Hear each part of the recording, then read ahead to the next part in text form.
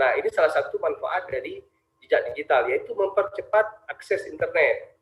Nah, mempercepat kita mengakses konten yang tersedia di internet. Nah, itu salah satu manfaat dari jejak digital.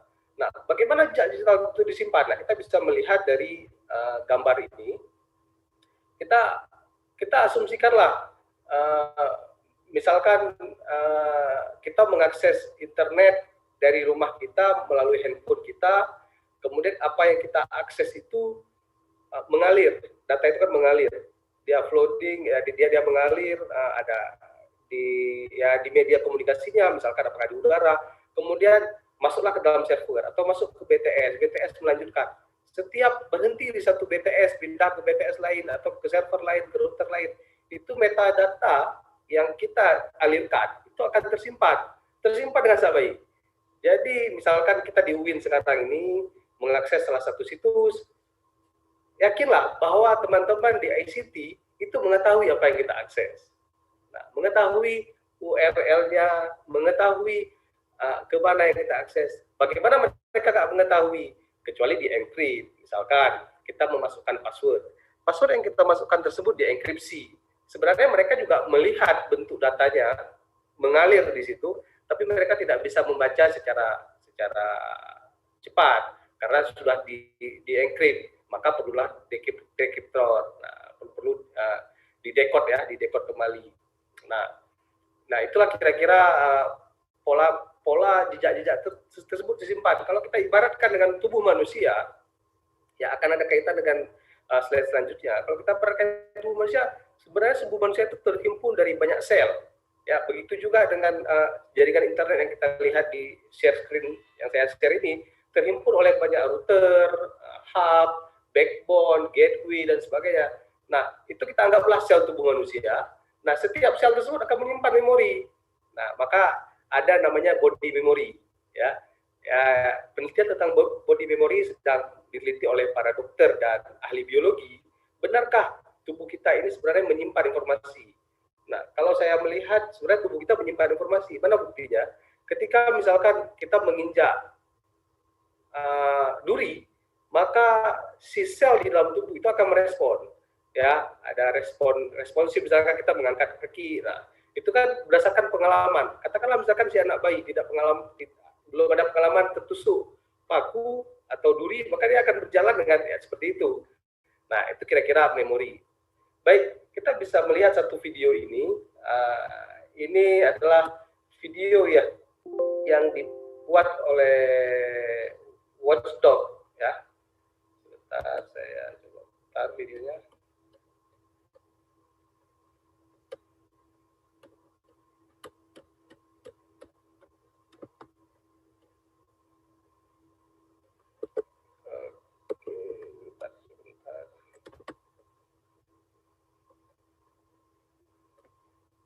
Oke, ini saya tampilkan video dari YouTube-nya langsung.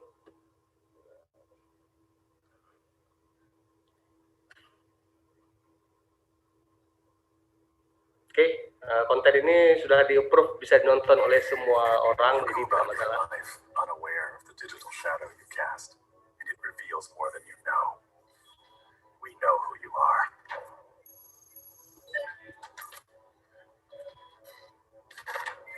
We know what you care about. We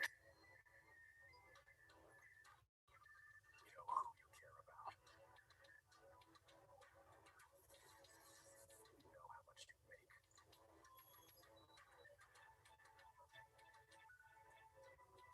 We know your passwords.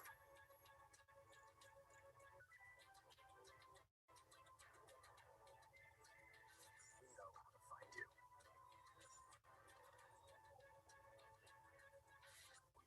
We know everything, and we can't use it against you. Experience your digital shadow now and find out what we know. Oke, nah, ya kira-kira internet mengetahui semua apa yang kita simpan sekarang, semua yang kita akses.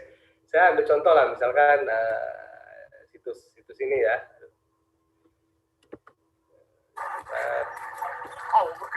Oh my God.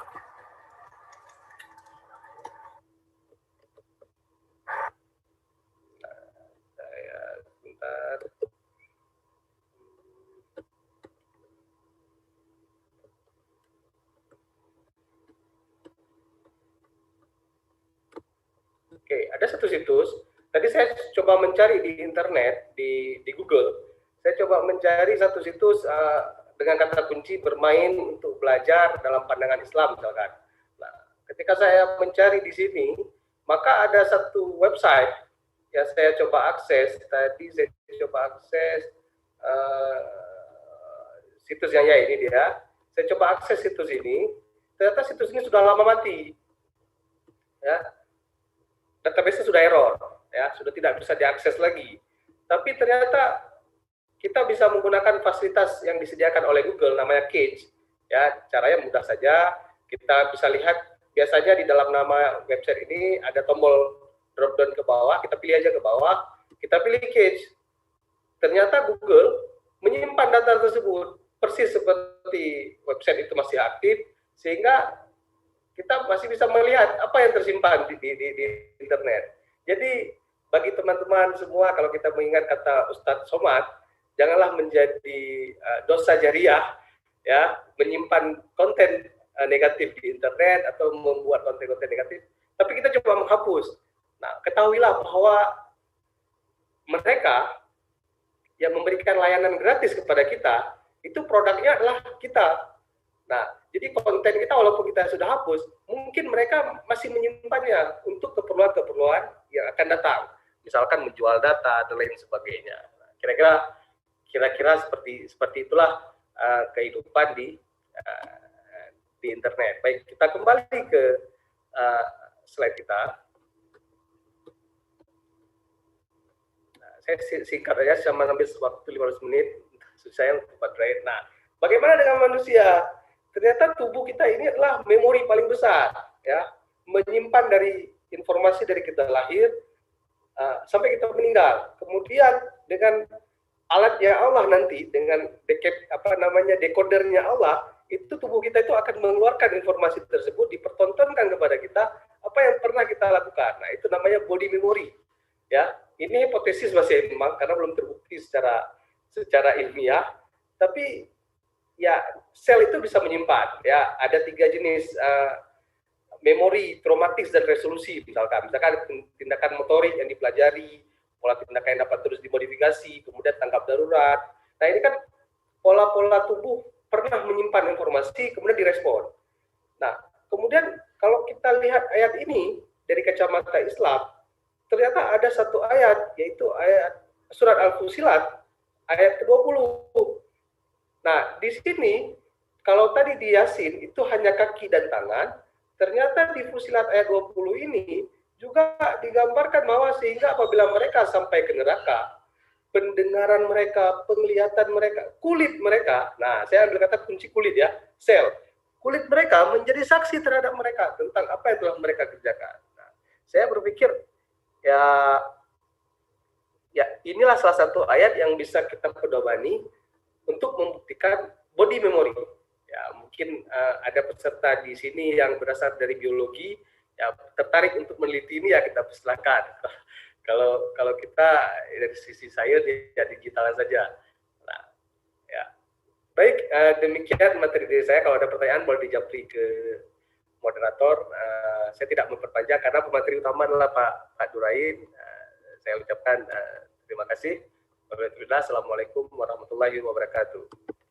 Waalaikumsalam warahmatullahi wabarakatuh. Waalaikumsalam warahmatullahi wabarakatuh. Terima kasih kepada pemateri pendamping Pak Mulkan, ya, sangat menarik, ya, tadi pemaparannya, dan ini saya kira merupakan perspektif baru, ya, yang sesuai dengan visi dari program studi teknologi informasi, ya. Bagaimanapun kita merupakan program studi yang berada di bawah naungan UIN, ya.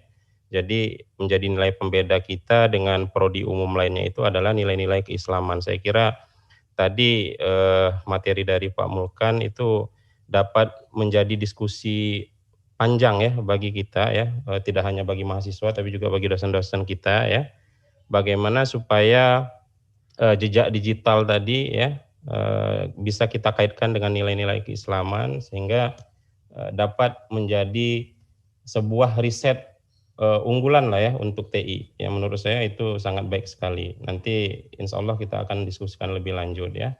Apalagi tadi banyak sekali ayat-ayat yang berkaitan dengan hal tersebut, ya. Terutama tadi ya juga ya bagi adik-adik mahasiswa ya yang suka-suka berselfie ria ya mengupload hal-hal yang saya kira kurang bermanfaat. Saya kira dengan mendengar penjelasan dari Pak Mulkan ini mulai cemas.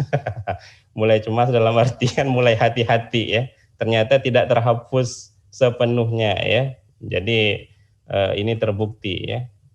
Jadi untuk kedepannya ya mohon untuk lebih bijak dalam menggunakan fasilitas digital yang disajikan ya. Baik, terima kasih Pak Mulkan. Untuk pertanyaan nanti silahkan Japri ya, maksudnya dikirim secara private ya ke saya. Oke, untuk pemateri kedua ini pemateri yang utama ya. Jadi ini yang juga ditunggu-tunggu oleh adik-adik semua ya dan oleh kita semua. Seperti apa kira-kira ya transformasi digital ya dalam dunia industri. Dan saya kira pemateri kita merupakan orang yang sangat tepat untuk menggambarkan hal tersebut ya karena beliau berkecimpung di bidang ini.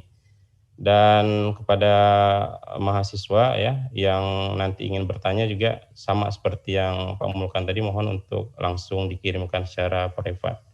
Oke, terima kasih kepada Pak Durain atas waktunya dan kami berikan seluas-luasnya untuk memaparkan seperti apa proses transformasi digital khususnya nanti mungkin akan dicontohkan di PT SAI. Silakan Pak Durain. Baik, saya tes sound dulu ya, Pak Khairon, bisa diterima dengan baik? Bisa Pak. Alhamdulillah. Insyaallah. Baik. Bismillahirrahmanirrahim. Assalamualaikum warahmatullahi wabarakatuh. Waalaikumsalam warahmatullahi wabarakatuh. Hamdan wa syukran lillah wa salatu wassalamu ala rasulillah. Allahumma sholli ala Muhammad wa ala ali Muhammad.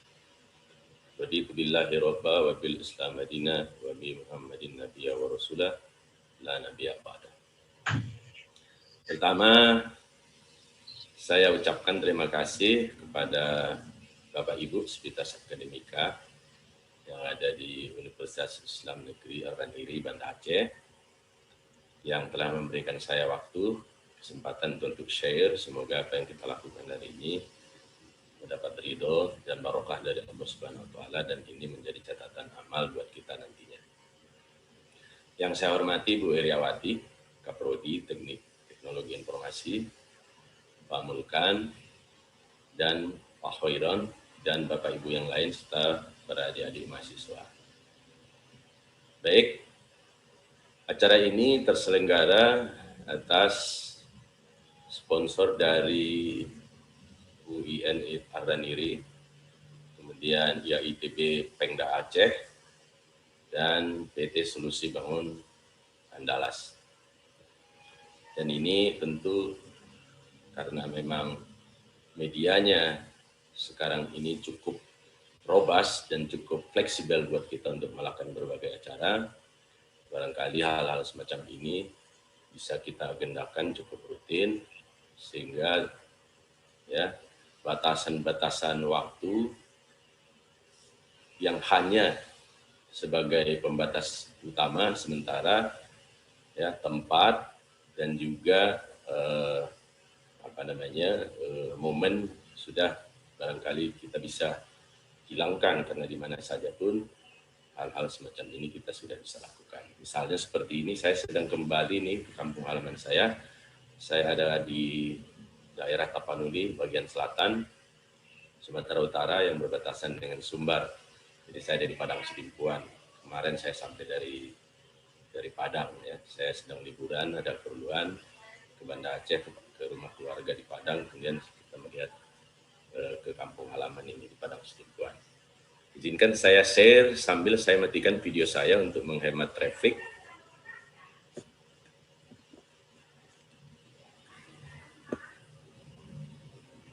Tolong diberikan saya akses sebagai host supaya saya bisa sharing. Pak Khairon. Sebentar Pak. Sebentar Pak. Oke. Oke, sudah Pak. Silakan dicoba. Oke. Ya.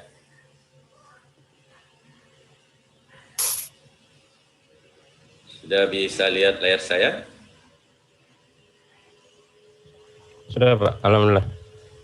Oke.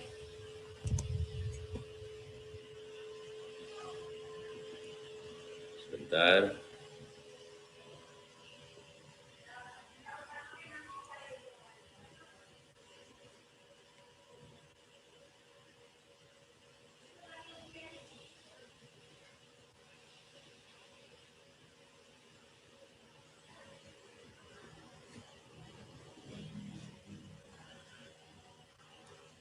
Baik.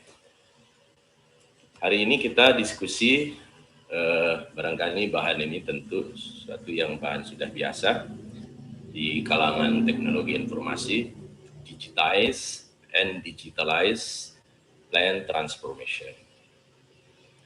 Oke, kita langsung saja. Saya kira CV nanti di-sharing saja oleh Bang Mulkan.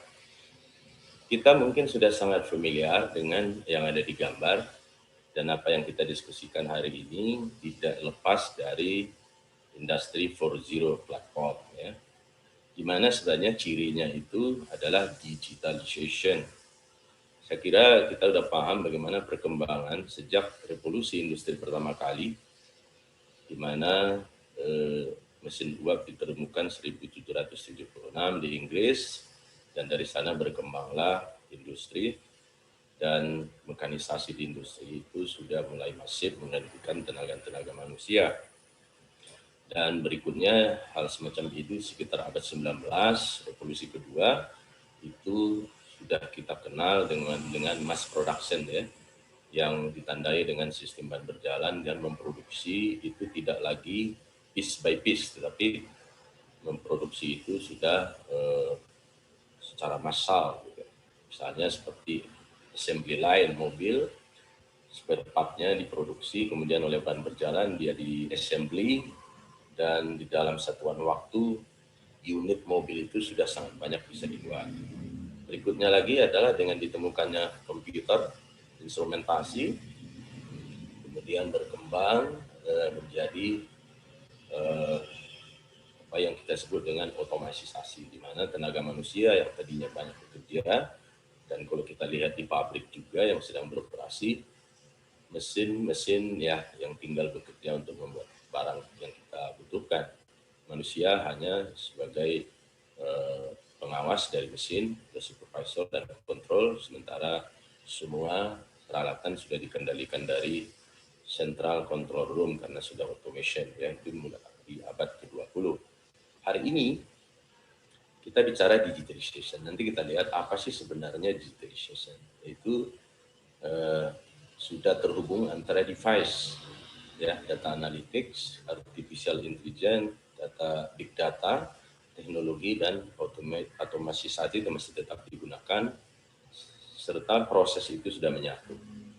Nah, kita belum selesai dengan industri 4.0, sebenarnya orang sekarang sudah mengembangkan apa yang disebut dengan industri 5.0. Apa yang disebut dengan industri 5.0? Jadi hari ini selain daripada orang sudah terhubung secara digital dimanapun berada, ya, secara cyber, namun sudah ada yang mengkhususkan itu yang disebut dengan industri 4.0 yang sudah mulai dan memang belum masif sehingga orang belum formal menyatakannya sudah ada industri 5.0, tapi orang sudah mengembangkan. Apa fiturnya apa? Bahwa dia adalah personalization. Misalnya begini, obat kalau kita membeli ke toko farmasi atau apotek, itu biasanya mereka menyediakan katakan obat sakit kepala. Kita beli merek X gitu, yang berapa? 250 mg atau 500 mg. Jauh sekali ya, dari 250 ke 500. Sebenarnya tubuh kita, sesuai tadi yang disebut Bang Mulkan, Pak Mulkan, itu bisa jadi beratnya berbeda, keadaan selnya berbeda. Sekalipun misalnya obatnya yang kita inginkan sama, tapi miligramnya tentu mestinya berbeda. Ya, karena memang body kita itu ada spesifikasinya gitu ya. Dan Allah menciptakan itu spesifik. Dan makanya kita paham bahwa tidak satu pun manusia itu yang identik. Berapa miliar manusia yang ada di muka bumi ini pun itu tetap tidak bisa disebut identik. Pasti ada bedanya. Nah, obat pun sesungguhnya seperti itu. Jadi kalau saya butuh obat X, obat sakit kepala gitu, kalau misalnya si A dengan kondisi tubuhnya, ya kemudian diresep, itu barangkali dia butuh 175 mg. Ya si C itu mungkin 200 gram, yang lainnya dan seterusnya itu berbeda-beda. Nah, dengan personalization, setelah digitalization ini ada di kembangan orang, jadi dia tinggal datang ke sebuah tempat meracik obat, dia masukkan data-data tubuhnya, ya, lalu dia minta obat apa gitu ya, dan akan keluar terformulasi di situ, ya, lihat terformulasi di sana bahwa kebutuhannya itu spesial untuk dirinya. Begitu juga kalau kita ke restoran, kita ingin pesan gitu, apa yang kita ingin pesan, mau kopi, mau apa gitu, tapi kita ingin kadarnya tertentu gitu. Jadi kita bisa personalize. Di sana ada tombolnya, pemilihannya, garamnya segini. Segala sesuatunya berbeda dengan orang. Dan mesin akan membuat itu karena tadi sudah otomatis, sudah melewati tahap computer automation dan juga digitalization. Jadi kalau dulu bedanya analog dan digital kan sebenarnya gitu. Kalau misalnya kita bisa membuat itu hanya persen gitu. Tapi kalau digital persis kita berapa yang kita inginkan, berapa gitu. Itu akan terjadi di depan. Nah, bayangkan bagaimana nanti society itu, ya kondisi masyarakat kita itu berubah dengan adanya teknologi itu. Yang sekarang juga karena adanya industri 4.0 juga ada yang disebut dengan information society yang align dengan industrial revolution itu, yang dimana tadi kita sebut dengan digitalization itu. Tapi begitu personalization itu ya ada, setiap orang itu bisa jadi berbeda, mobilnya berbeda, sekalipun brandnya sama, generasinya beda, tapi dia minta begini beda, ini beda. Sekarang kalau keluar misalnya mobil tipe X, merek X yang ada tipe E, tipe G, tipe V dan seterusnya, tapi dalamnya mirip. Sekarang nanti itu betul-betul bisa jadi personalized, ya produk dan segala macam, feature-featurenya itu akan bisa dimintain masing-masing. Bayangin teknologi waves yang ada, gelombang peningkatan teknologi itulah yang membuat ya menjadi enabler daripada apa yang kita rasakan sekarang. Nah, oleh sebab itu ini sangat relevan teman-teman dari teknologi informasi membuat diskusi semacam ini, sehingga ya secara real bisa dipahami sebelum nanti misalnya berkecimpung secara nyata di aplikasi daripada ilmu yang dipelajari. Nah, jadi sangat betul sekali dengan apa yang disebutkan Pak Mulkan tadi, bahwa memang dengan adanya keadaan teknologi informasi sekarang dan dikombinasikan dengan semua informasi dan ilmu yang telah kita peroleh sedari jauh-jauh dulu, itu memang dia akan terkoneksi satu sama lain. Dan memang kita pahami bahwa Internet of Things lah yang menjadi salah satu juga, selain daripada tadi saya sampaikan teknologi automation dan instrumentation yang membuat ini menjadi enablernya. Oke, itu. Nah, sebelumnya mungkin saya akan perkenalkan dulu yang teman-teman selama ini tahunya PT Solusi Bangunan Andalas, sekarang namanya menjadi PT Solusi Bangun Andalas. Ya, dulu PT Semen Andalas menjadi PT Solusi Bangun Andalas. Jadi PT Solusi Bangun Andalas ini adalah anak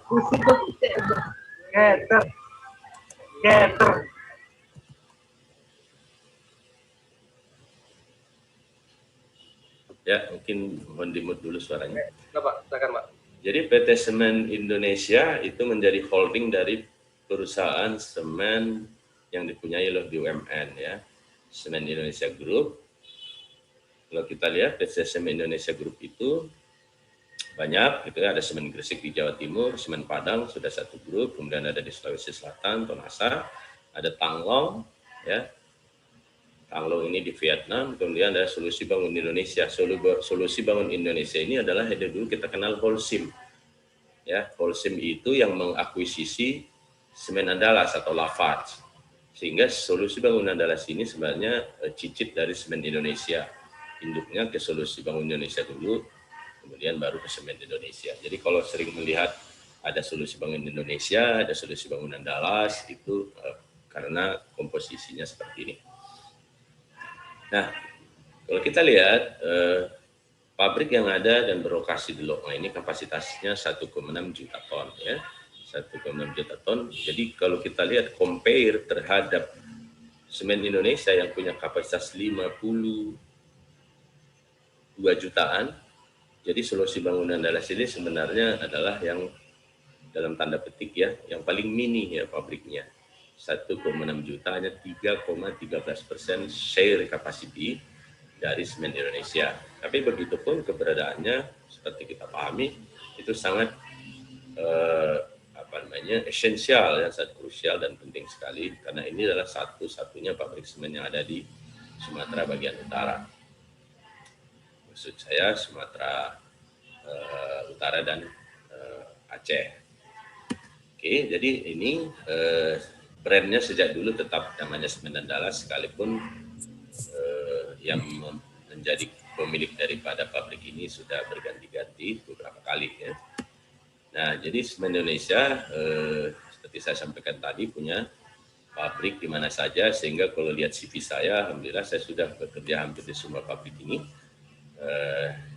Sekarang saya berada di Aceh sudah 2 tahun lebih sedikit. Nah, ini sejarahnya sejak tahun 1980 yang sampai sekarang sangat melekat di orang-orang kita di Aceh bahwa nama PT ini adalah PT SAI gitu ya. Itu dulu sejak tahun 1980 tapi itu sudah berubah menjadi menjadi Lafarge Semen Indonesia di sekitar tahun 2000-an ya, waktu Lafarge masuk ya. Dan pemiliknya waktu itu Lafarge menjadi pindah ke Prancis yang saat itu waktu sebelumnya Blue Circle adalah dari Inggris. Kemudian ternyata saya belum terlalu hafal ya, itu PT Semen Andalas Indonesia diakuisisi oleh Lafarge itu 96 ya, sebelum tahun 2000. Kemudian sempat vakum karena ada bencana dan dibangun kembali tahun 2009 ya, dan berproduksi kembali tahun 2011. Di tahun 2016 Lafarge itu diakuisisi oleh Holcim dan di 2019 awal tahun kemarin 2 tahun yang lalu diakuisisi oleh Semen Indonesia Group. Dan brandnya karena cukup kuat di Sumatera bagian utara dan sampai ke Kepri dan juga Riau, marketing spreadingnya tetap namanya Semen Andalas. Oke, kita lihat. Pertama, kita lihat dulu apa itu digitize ya. Sebelum ke digital transformation, yang pertama dilakukan itu adalah digitize ya. Digitize itu apa? Jadi yang tadinya masih analog gitu ya, itu dijadikan digital. Kalau lihat di sebelah kanan itu katakan operasi sebuah pompa. Pompa adalah hal yang sangat umum yang berada di pabrik gitu ya.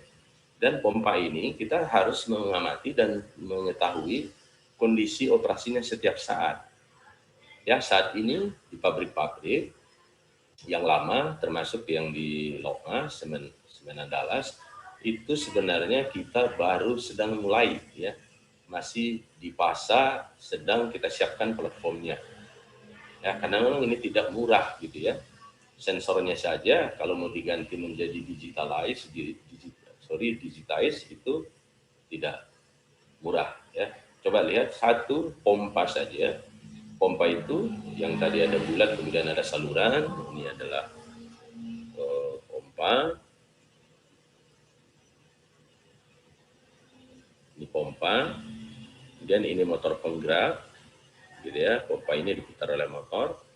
Biasanya seperti inilah instrumentasi yang ada di sana. Ya, sebelum masuk pompa ada indikator pressure. Ya, kemudian sebelumnya mungkin ada percabangan sehingga perlu diketahui berapa delta pressure, kemudian ada temperatur fluida yang dipompakan, ada volumetric rate, ya, ada V gitu ya. Kemudian setelah di keluaran itu juga perlu diukur. Mengapa? Karena kita perlu tahu apakah pompanya normal gitu ya. Kalau tekanan inletnya misalnya drop gitu ya, mungkin fluida nggak mengalir, atau bisa jadi tekanan inputnya baik tapi tekanan outputnya nggak keluar, itu berarti pompanya tidak bekerja. Kemudian motor itu diukur juga macam-macam di sana, bisa vibrasinya, bisa temperaturnya juga karena dia melibatkan listrik supaya tidak short dan panas, tidak rusak, diukur juga gitu. Ada yang mengukur level P gitu macam-macam. Jadi bayangkan satu itu saja sudah butuh berapa instrumentasi. Nah, yang tadinya analog itu kalau kita lihat di lapangan yang indikasinya diputar terlihat dengan bergeraknya jarum penunjuk, misalnya tekanannya terlihat 2 bar, 5 bar, dan kita melihatnya itu harus ke lapangan secara lokal gitu. Nah, untuk bergerak ke arah digital transformation kita harus melakukan digitize dulu. Ya, semua indikator-indikator ini harus kita ubah menjadi bentuk digital.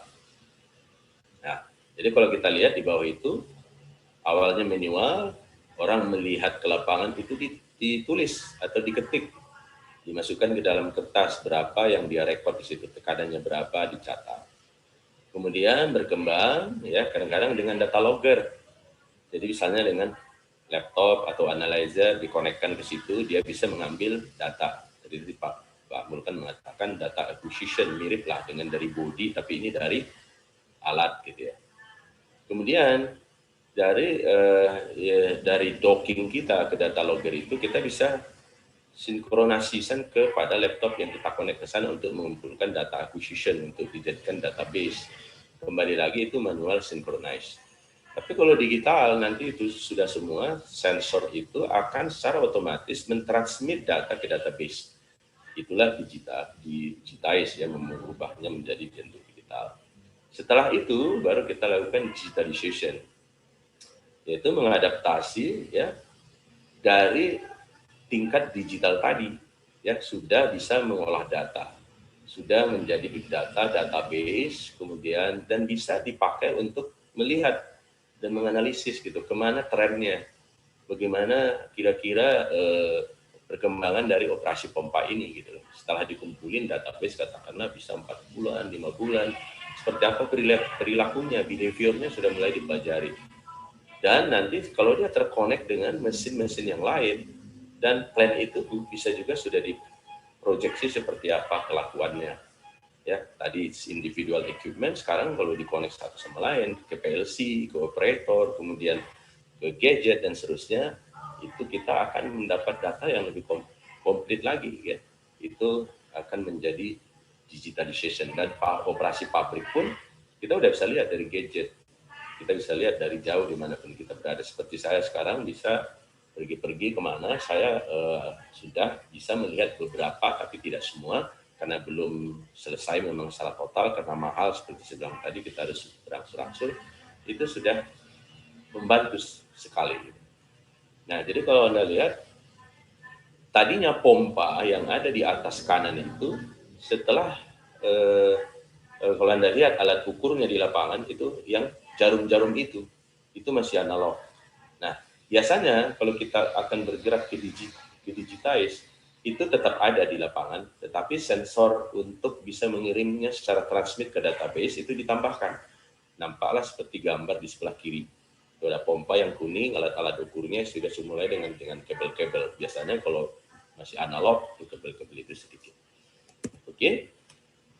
Nah, digital transformation itu sangat luar biasa memberi impact terhadap bisnis dan organisasi, aktivitas organisasi, proses, ya.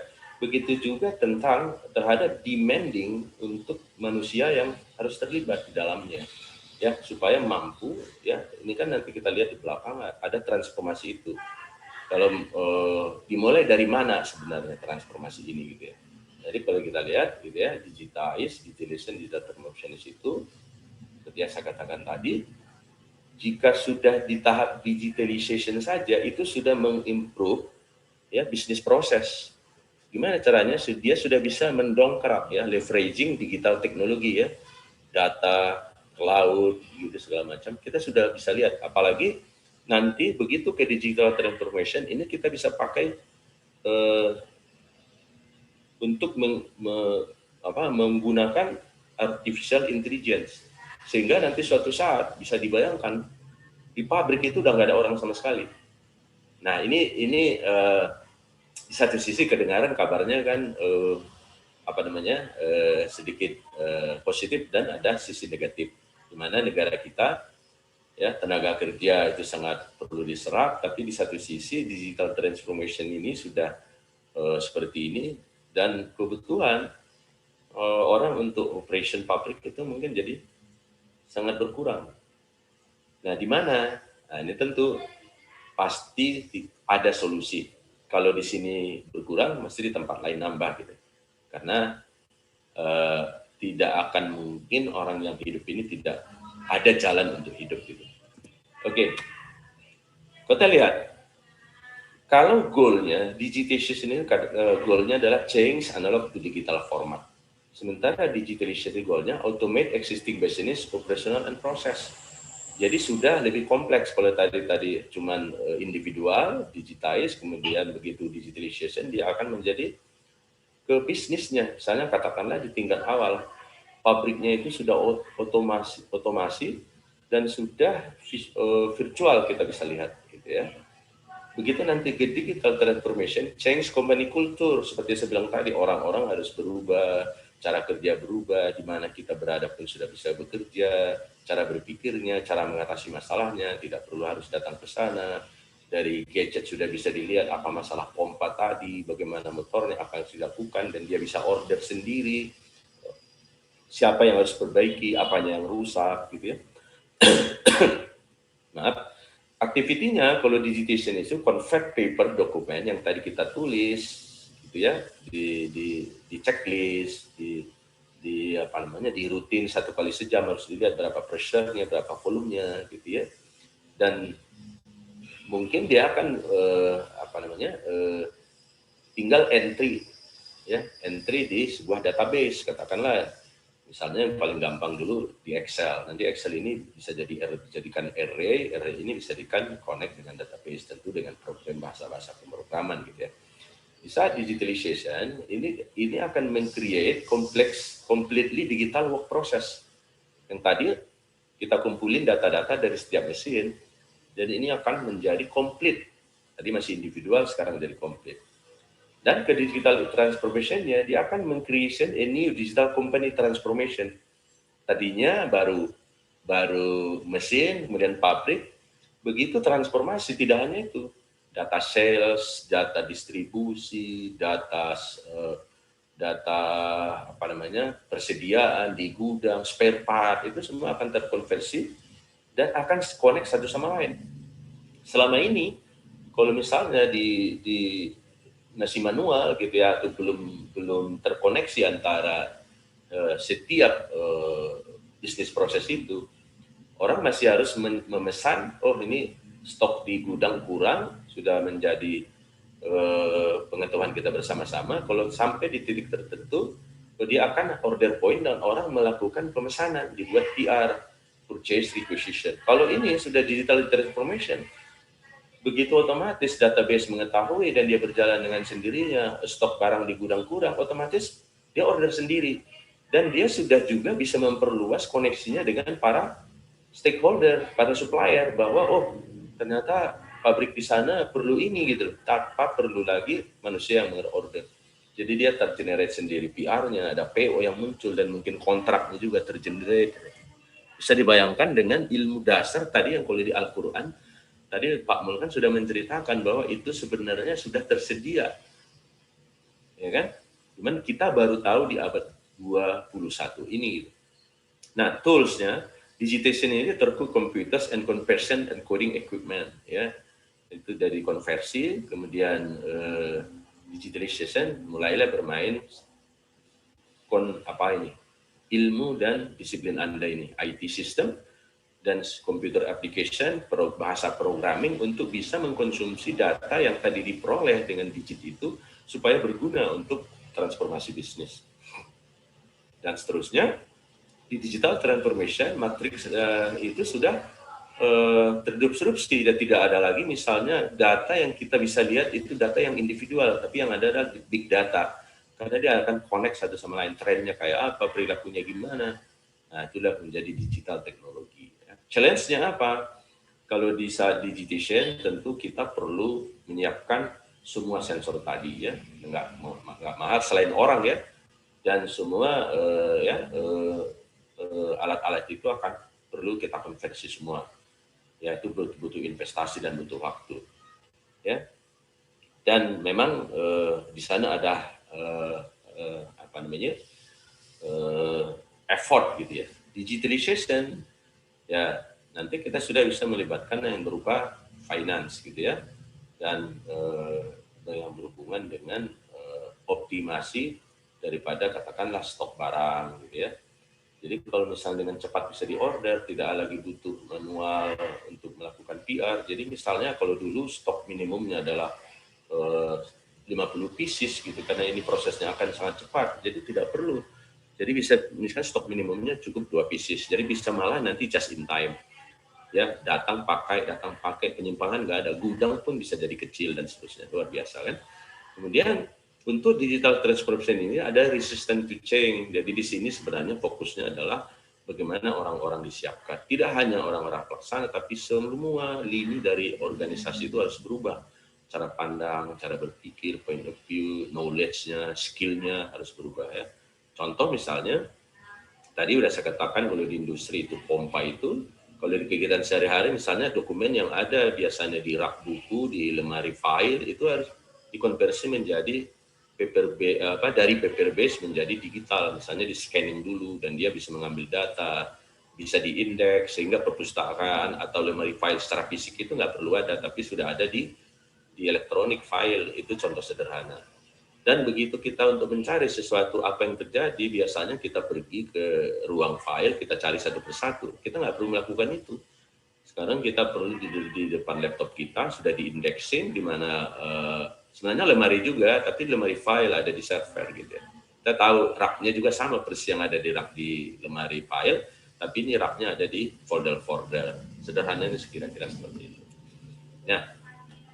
Jadi kalau untuk skala industri itu yang biasa kita beri istilah adalah Industrial Internet of Things ya. Kalau untuk yang umum Customer Internet of Things itu kita singkat menjadi IoT. Tapi kalau Industrial Internet of Things untuk smart manufacturing itu menjadi arsitektur daripada new digitalization itu. Seperti tadi saya katakan ya, di sini urutannya seperti ini ya.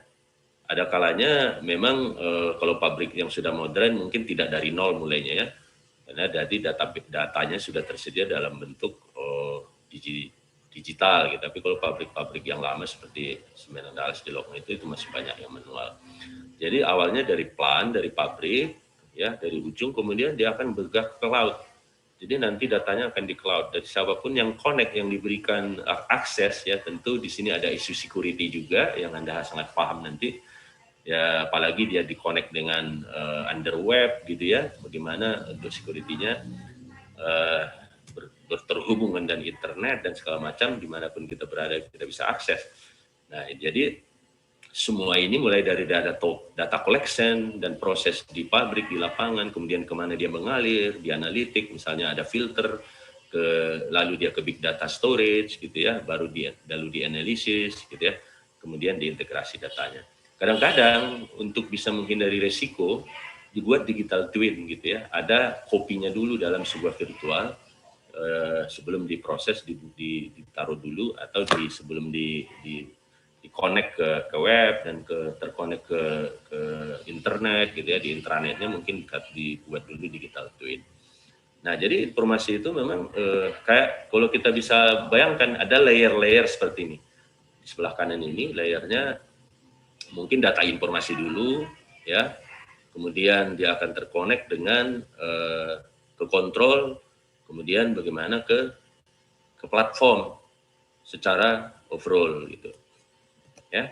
Jadi kalau kita lihat seperti ini dari bawah dari I/O. Jadi mesin-mesin itu akan memberikan data, masukkan ke database, lihat I/O. Ya, bisa jadi dia discrete, bisa jadi dia mungkin ya biasanya sih discrete, nggak mungkin mengalir terus ya. Mungkin kadang-kadang karena jaraknya sangat sempit ya, sepertinya kita lihat continue dia. Sama dengan bola lampu, sebenarnya bola lampu itu kita lihat kan seolah-olah continue menyala gitu ya. Padahal itu sebenarnya discrete. Frekuensinya 60 Hz. 60, jadi sebenarnya dia hidup mati itu. 60 kali dalam 1 detik. Cuma mata kita nggak mampu mengenalinya. Sebenarnya dia bergerak, itu hidup mati itu. Frekuensi lampu kita itu kan 60 atau 50 Hz. Jadi dia berkedip sebenarnya selama 1 detik itu 60 kali. Cuma kita lihat seolah-olah continue gitu. Kemudian ke PMC, lalu ke SCADA, distributed control, kemudian ke ERP. ERP ini sudah menjadi database di bisnis ya. Dan akhirnya dia ke cloud gitu. Jadi seperti ini platformnya. Dan ini sangat relevan dengan Anda. Jadi awalnya operation di pabrik, kemudian jadi production, orang sudah mengetahui semua seluk-beluk dari pabrik itu, kemudian menjadi skala bisnis. Dan ini sudah biasanya datanya dari cloud. Nah, kira-kira seperti itu.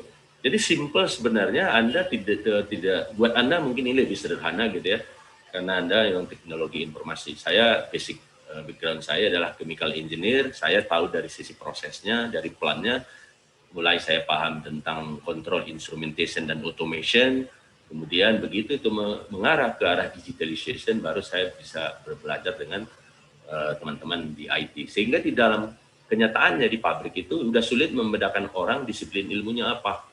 Jadi ilmu ini sebenarnya ilmu dari yang satu, yang maha tahu, maha tunggal, komplit ada di beliau ilmunya itu yang Allah Subhanahu Wa Taala itu. Tapi kita tidak mampu. Kita jadi karena nggak mampu untuk menguasai itu, kita bagi-bagi. Kita pelajari. Anda belajar ini, saya belajar ini. Tapi begitu di dunia kerja, di dunia lapangan, tidak bisa lagi seperti itu. Yang ada adalah kolaborasi. Kolaborasi dan aliansi kita buat baru bisa ini diwujudkan. Kalau tidak, nggak bisa. Anda nggak ngerti proses, saya yang ngerti proses. Anda ngerti IT, bahasa pemrograman. Nanti di mana titik Anda akan saya feeding informasi ke Anda, lalu Anda olah di situ. Kemudian orang marketing Anda feeding lagi, orang maintenance Anda feeding lagi, dan seterusnya. Ya, itu satu session dulu. Mungkin sebelum kita lanjut ke session berikutnya, saya tawarkan kalau jika ada pertanyaan, supaya saya tidak asik sendiri, kita bisa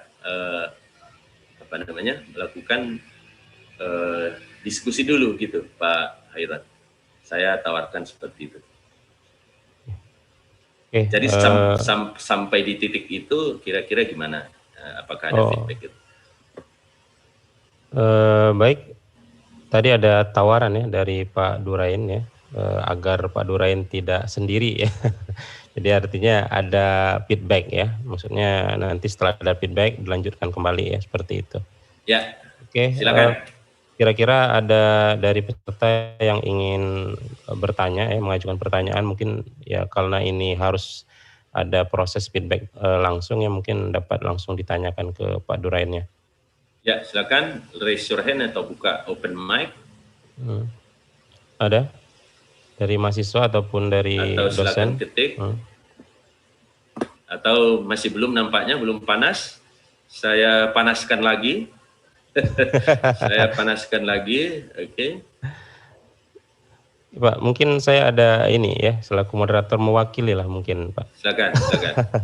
Jadi cukup menarik penjelasan ya, tapi mungkin karena selama ini juga belum pernah ya bersentuhan langsung dengan dunia industri seperti ini ya.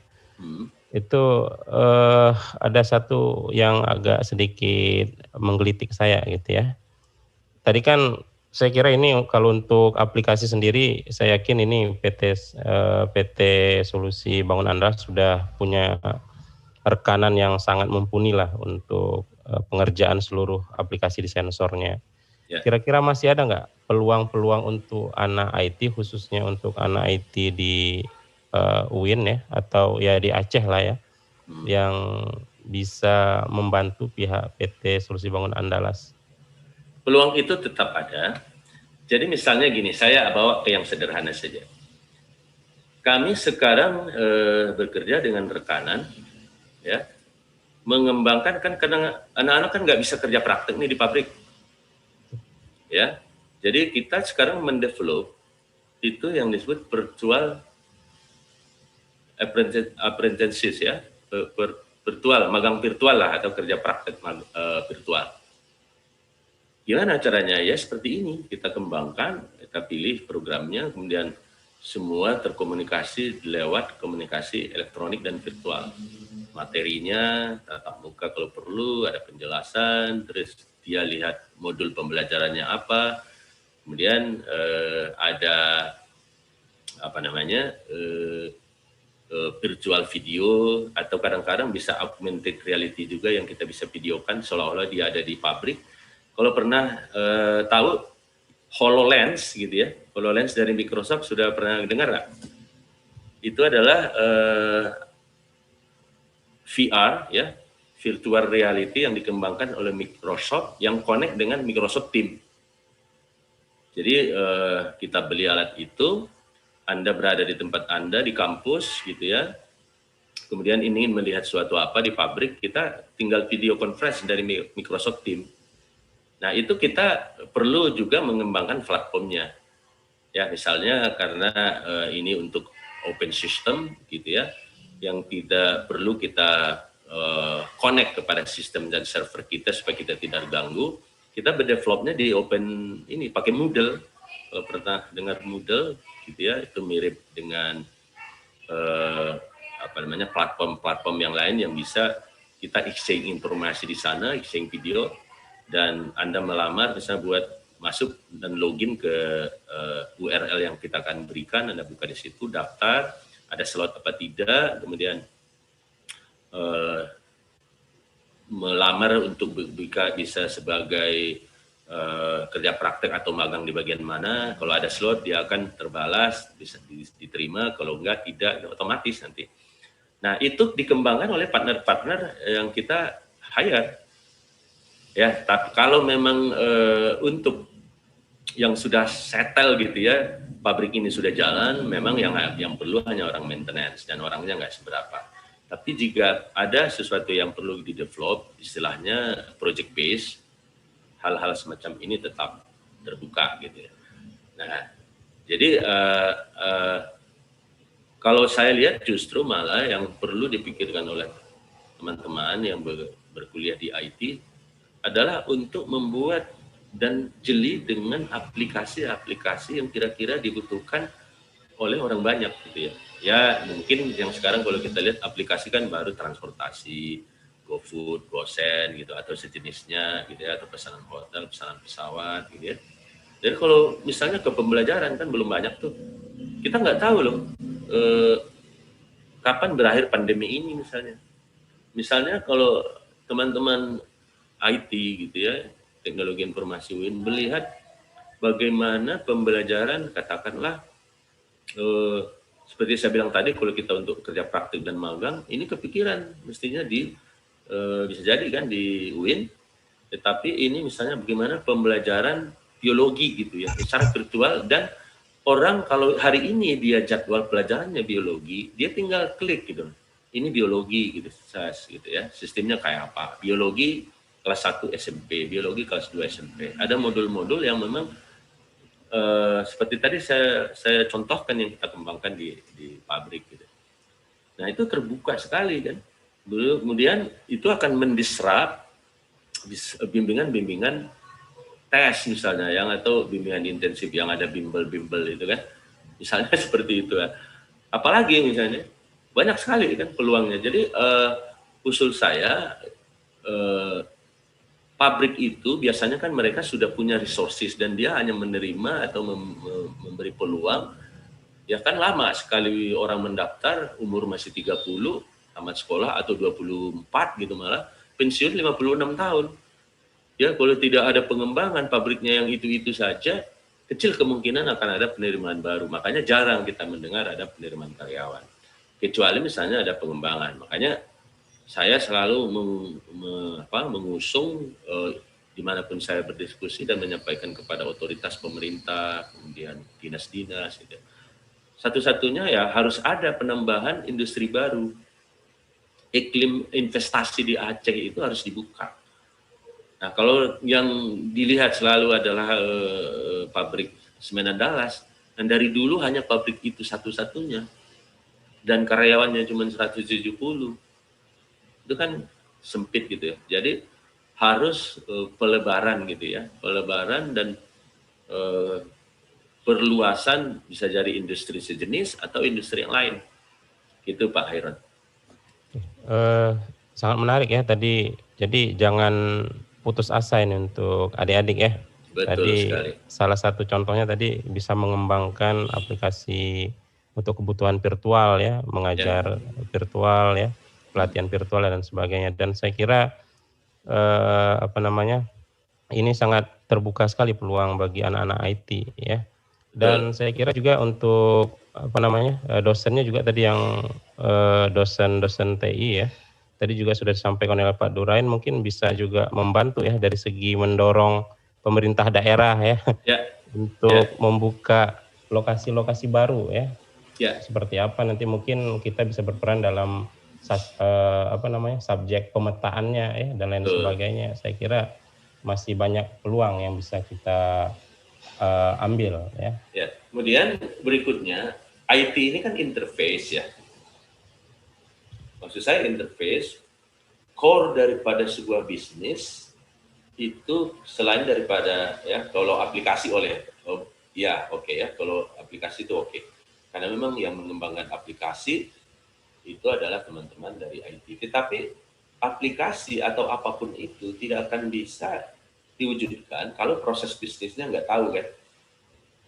Nah, jadi misalnya ini, mengapa yang paling gampang dibuat orang adalah aplikasi-aplikasi sederhana, misalnya yang tadinya pesan ojek ada di persimpangan, kemudian sekarang dari aplikasi, kan dia proses bisnisnya gampang dan dia bisa cerna.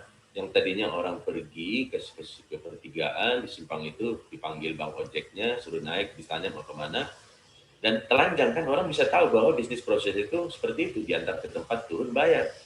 Tapi kalau industri kan bisnis prosesnya kompleks. Nah, di situ tidak mungkin hanya beberapa orang yang hanya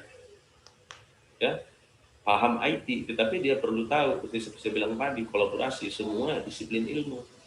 Tadi yang mengerti tentang sensor, tentang pompa, tentang ini kan orang-orang mechanical sama orang electrical instrumentation dan automation. Berarti harus ada orang itu. Kemudian proses yang ngerti adalah chemical engineer seperti saya. Lalu nanti untuk bisa connect itu antara spare part dengan stoknya ada di gudang, ada orang-orang yang mengelola warehouse, gudang.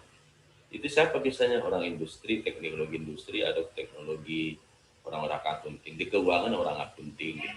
Jadi kompleks, makanya skalanya biasanya ini tidak bisa skala startup kecil. Kalau topiknya sudah topiknya yang kompleks. Jadilah dia biasanya pengembang itu adalah pengembang atau perusahaan-perusahaan yang sudah kenal, yang sudah kita kenal, misalnya Siemens, ABB gitu ya, perusahaan-perusahaan seperti SCADA atau perusahaan-perusahaan yang memang dia bergerak di digital transformation itu, dan skalanya pabrik dan orangnya banyak, melibatkan apa saja, terus industrinya apa, dan harus paham bisnis proses dan apa yang bagaimana teknologi dari pembuatan itu. Misalnya kalau untuk diaplikasikan di pabrik semen, orang harus paham pabrik semennya gitu. Makanya biasanya yang mengembangkan itu ada programming atau programmer yang masih fresh graduate, dan juga ada orang-orang yang keluar dari pekerjaan selama ini sudah banyak pengalaman membuat sebuah bidang usaha gitu. Ada fresh graduate, ada yang sudah pengalaman, itu yang akan bisa men-setup bisnis. Tapi sebenarnya apa basicnya, fondasinya? Berarti kan fondasinya orang butuh pengalaman, orang butuh menggali ilmu dulu. Di mana itu? Berarti dia harus pernah bekerja di industri, pernah sebagai programmer, pernah menjalankan sebuah bisnis, juga mengerti dia keuangannya. Bagaimana itu supaya bisa terjadi? Harus ada tempat-tempat di mana orang-orang fresh graduate itu bisa diterima dulu. Kalau industri nggak berkembang, karena iklim daerah misalnya belum mendukung adanya investasi, atau kalau datang investor terus banyak diganggu, seperti misalnya masalah tanah, masalah penguasa-penguasa, pemalak-pemalak lokal gitu, orang lebih memilih berinvestasi di mana tempat itu aman, kan sudah menjadi keniscayaan seperti itu. Nah, jadi pada generasi muda dimanapun ini selalu saya sampaikan, terutama di tempat kita, saya juga pasti kuliah di USK, Universitas Kuala, di Bangku Saleh, Teguh Umar dan seterusnya, bahwa yang generasi muda, kampus adalah pionir dari yang perlu ya untuk mendorong dan menciptakan iklim ini. Nah, makanya pernah saya sorot, ini sedikit agak melenceng gitu ya. Saya baru-baru datang waktu itu, karena 2 tahun saya baru di Aceh gitu ya. Itu terjadi demonstrasi besar sampai gubernur itu dikepung selama 6 hari untuk membatalkan pertambangan emas tuh, saya tidak salah itu. ENM kalau saya tidak salah. Ya, betul. Loh, saya jadi heran. Yang saya dengar di media yang justru melakukan demonstrasi dan meminta izin itu dibatalkan orang-orang yang kuliah di teknologi pertambangan. Nah, ngapain saya pikir kan? Kalau misalnya yang mereka khawatirkan itu adalah A, mengapa bukan itu yang mereka bicarakan? Misalnya gini, takut misalnya kerusakan alam, pencemaran. Teknologinya yang dikawal, teknologinya yang dipelajari supaya dipakai teknologi yang tidak hanya sekedar teknologi untuk bisa mengambil sumber daya alam, tapi merusak alam. Teknologi itu sudah berkembang, sudah banyak sekali teknologi yang sangat friendly. Pabrik semen misalnya kalau dibandingkan 20-30 bulan lalu di mana banyak terjadi pencemaran, sekarang ya minim tuh. Dan justru malah pabrik semen itu adalah pabrik pemusnah limbah karena dia bisa melakukan co-processing, limbah-limbah sampah segala macam dari industri yang tidak bisa mengolah limbahnya itu malah dihancurkan pabrik semen. Nah, saya bilang ini salah, berarti mahasiswa ada sesuatu yang tidak mereka paham lalu ditunggangi oleh orang-orang mereka sendiri yang teknologi pertambangan demonstrasi untuk memprotes supaya tambang nggak dibuka. Lalu begitu dia tamat, dia protes, dia nggak dapat kerja gitu loh. Kan aneh gitu loh. Hal semacam inilah kita perlu cermat. Bagaimana supaya kita cermat? Kita harus luas wawasannya. Ya kan? Luas wawasannya gimana? Ya belajar dan tidak hanya sekedar yang ada di kampus. Termasuk hal-hal yang kita lakukan hari ini. Oh ternyata digitalize sampai digital transformation ini kayak gitu ya. Nah, jadi kemudian tidak ego, tidak bangga hanya dengan dirinya, wah aku programming yang handal, Anda bisa apa gitu loh. Nanti di industri biasanya untuk mengarah ke artificial intelligence, kita itu sekarang mengembangkan ya memakai Python. Ya Anda Python kayak apa gitu loh. Ya lalu Python yang dipakai itu untuk Python seperti apa? Udah kolaborasi sama siapa? Jadi saya sangat setuju dengan konsep kampus merdeka yang dikembangkan sekarang. Gitu, itu jawaban saya dulu. Ada lagi mungkin sebelum kita lanjut? Oke, ada lagi yang lain yang ingin bertanya langsung ke Pak Durain? Atau nih tidak nyambung atau terbius nih antara dua nih? Nggak nyambung atau terbius, sudah nggak tahu mau interupsi di mana gitu ya, ternyata kompleks gitu ya.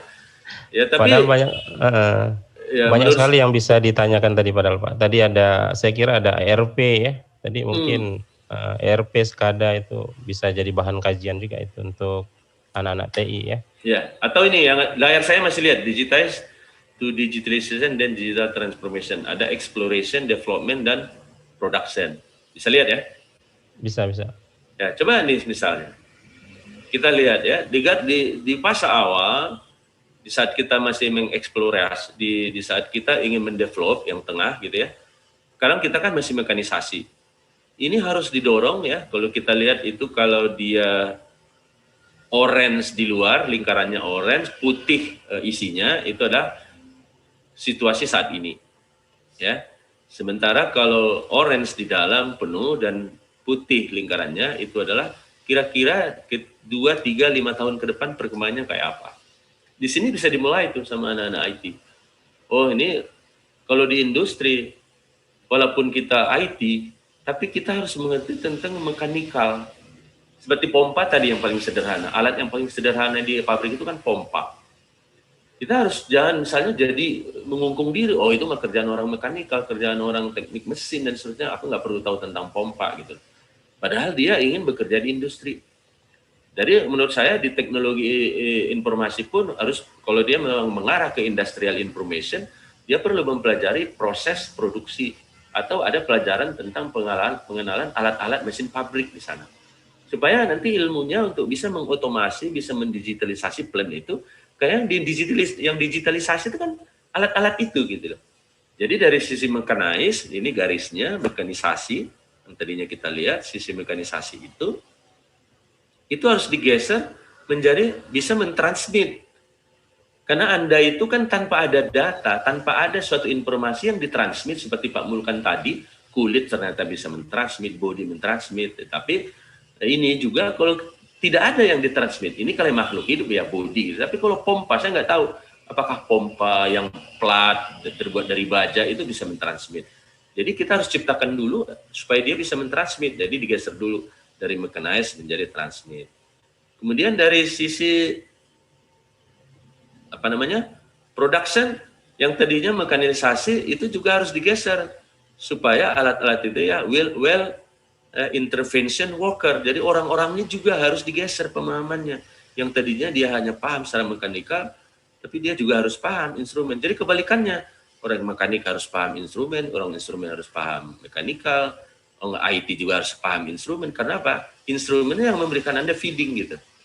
Dan seterusnya. Kalau Anda lihat kemana ini bergesernya ya, sampai nanti di tahap-tahap awal menjadi digital dulu, menjadi digital. Misalnya sudah tervisualisasi, misalnya kalau saya buka di HP saya, pompa itu yang ada di lapangan secara fisik, tapi di HP saya bisa melihat apa yang terjadi dengan pompa itu, tapi secara virtual, sudah tervisualisasi. Belum lagi nanti kalau saya ingin melihat langsung, itu bisa saya seolah-olah augmented video, bisa melihat saya tekan tombol sehingga misalnya terhubung alat yang ada gitu ya, itu kalau sudah dilengkapi dengan kamera udah bisa menunjukkan ke saya bahwa oh ini kenapa vibrasi di HP saya itu ada indikasi vibrasinya naik gitu, tapi saya ingin lihat bagaimana di lapangan sebenarnya vibrasinya goyangnya kayak apa, kiri kanan kah, atas bawah kah, atau bagaimana.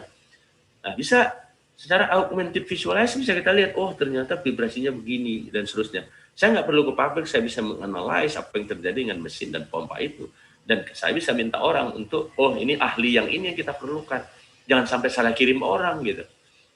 Itu luar biasa itu. Nah hal semacam itu.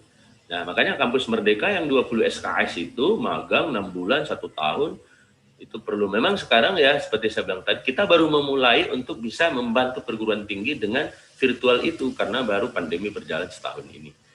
Nah, kita baru menyiapkan untuk yang bisa kerja praktek. Kira-kira begitu. Sebentar Pak, untuk virtualnya berarti proses magangnya itu udah jalan di PT? Sudah mulai jalan, cuma penerimaan kita masih sangat terbatas. Karena ya selama ini kan datang, perkenalkan, anak-anak bisa ke lapangan. Ini kan harus ada orang yang selalu melayani di sistem gitu. Dan kita belum terlalu siap itu. Masih pelan-pelan kita siapkan. Jadi luar biasa gitu. Nah, coba Anda lihat ini, ya. Di sisi Anda mungkin ya termasuk saya sudah singgung tadi, perlu database gitu. Kalau kita sudah nanti mengandalkan ini, bagaimana database security database-nya? Ya, seperti dibilang Bang Mulkan tadi, kalau dia sudah harus dioper ke internet, kan sudah vulnerable kan, sudah rawan dengan malware, gangguan orang, ada serobotan segala macam gitu ya, gimana? Kalau masih intranet nggak apa-apa lah ya di jaringan kita sendiri. Ini kalau saya sudah keluar dari Aceh, misalnya saya ada seperti sekarang ada di Tapanuli Selatan, saya kan harus terhubung dengan internet, baru saya lihat bisa pabriknya, gimana security-nya. Ya kan? Jadi udah harus luar biasa gitu. Jadi di sini all in gitu. Jadi kalau kita lihat bagaimana pengaruhnya semuanya, secara organisasi ya strategi itu harus dikembangkan. Kultur orang supaya benar-benar kalau dia mau akses, dia tidak boleh membypass, firewall-nya harus dia benar-benar pakai gitu ya, security-nya, kemudian dia tidak dipinjamkan password-nya ke orang, dan dia password-nya sesuai security yang diberikan, dia harus ikuti, dan seterusnya ya. Harus di-develop dulu itu kan, mulai dari strategi, kemudian di-adopt teknologinya, baru kulturnya terdevelop. Orang-orangnya, mindset-nya harus dibenarin, leadership development-nya, dan dia harus agile, seperti tadi saya bilang, oh pas dia diminta kerja, aku kan orang IT, itu nggak kerjaan saya, nggak ada lagi cerita. Masalahnya kalau sudah bekerja itu nggak bisa lagi dibedakan siapa orang IT, siapa orang mekanikal, siapa orang sama. Penting Anda bisa menyelesaikan masalah nggak gitu. Masalahnya satu. Kenapa? Alatnya nggak jalan. Masalahnya waktu itu Anda misalnya bertugas, orang tidak ada, tapi yang yang jadi pikir itu Anda gitu. Nggak bisa gitu ya. Nah, strateginya cloud-nya seperti apa, arsitektur IT-nya gimana, collaboration solution-nya gimana, database-nya gimana, analitiknya gimana, interopting-nya gimana, digitalnya kayak apa, connect-nya ke pabrik gimana gitu. Dan ini butuh perubahan. Orang IT, connect, kompetensinya gimana, strategi gimana, inovasinya harus muncul, organisasinya gimana, dan seterusnya. Nah, jadi kalau kita lihat transformation roadmap itu, ya ini mulai dari nomor 1 ini, mechanize, kemudian di sensor, ditransmit datanya, kemudian diintegrasikan, dianalisis, gitu ya. Kemudian dia bisa divisualize, di-augmented, kalau perlu sudah bisa jadi robotize, dan seterusnya. Bayangin itu. Nah, saya kembalikan lagi, ini asik sendiri nanti. Nampaknya yang bertanya, atau ini gimana nih? Saya perlu tanya terlalu canggih, sudah kemana mengawang-awang gitu ya, atau sangat basic gitu ya. Orang IT memang kerjaannya seperti itu, tetapi Anda bisa lihat bagaimana itu connect kalau kita bicara pabrik. Saya tidak bicara Internet of Things yang customize, yang customer gitu ya, misalnya di luaran. Kalau industrial of Internet of Things dan digital transformation di pabrik, ya rumitnya itu seperti ini, gitu. Oke Pak, tadi ada yang menarik satu lagi Pak. Ada intinya ketika sudah di pabrik kita harus menanggalkan seluruh bidang ilmu. Artinya kita harus bisa bekerja sama dan lain sebagainya. Betul. Kira-kira kalau di pabrik PT Solusi Bangun Andalas itu sendiri, itu proses mungkin Bapak bisa ceritakan kira-kira proses untuk membangun kerjasama itu seperti apa, atau bagaimana proses kerjasama itu terjadi di sana antar yang bidang-bidang ilmu tadi yang berbeda tadi Pak? Oke, layar saya masih kelihatan PowerPoint? Masih Pak. Masih. Nah, contohnya gini.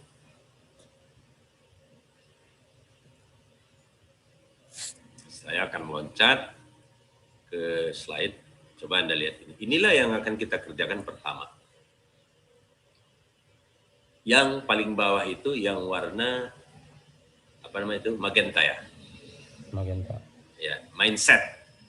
Jadi orang begitu kita ingin melakukan suatu perubahan, transformasi, mindset orang-orang harus dalam tanda petik ya tidak sevulgar mencuci otak lah ya. Tapi mindsetnya harus dibenarin dulu.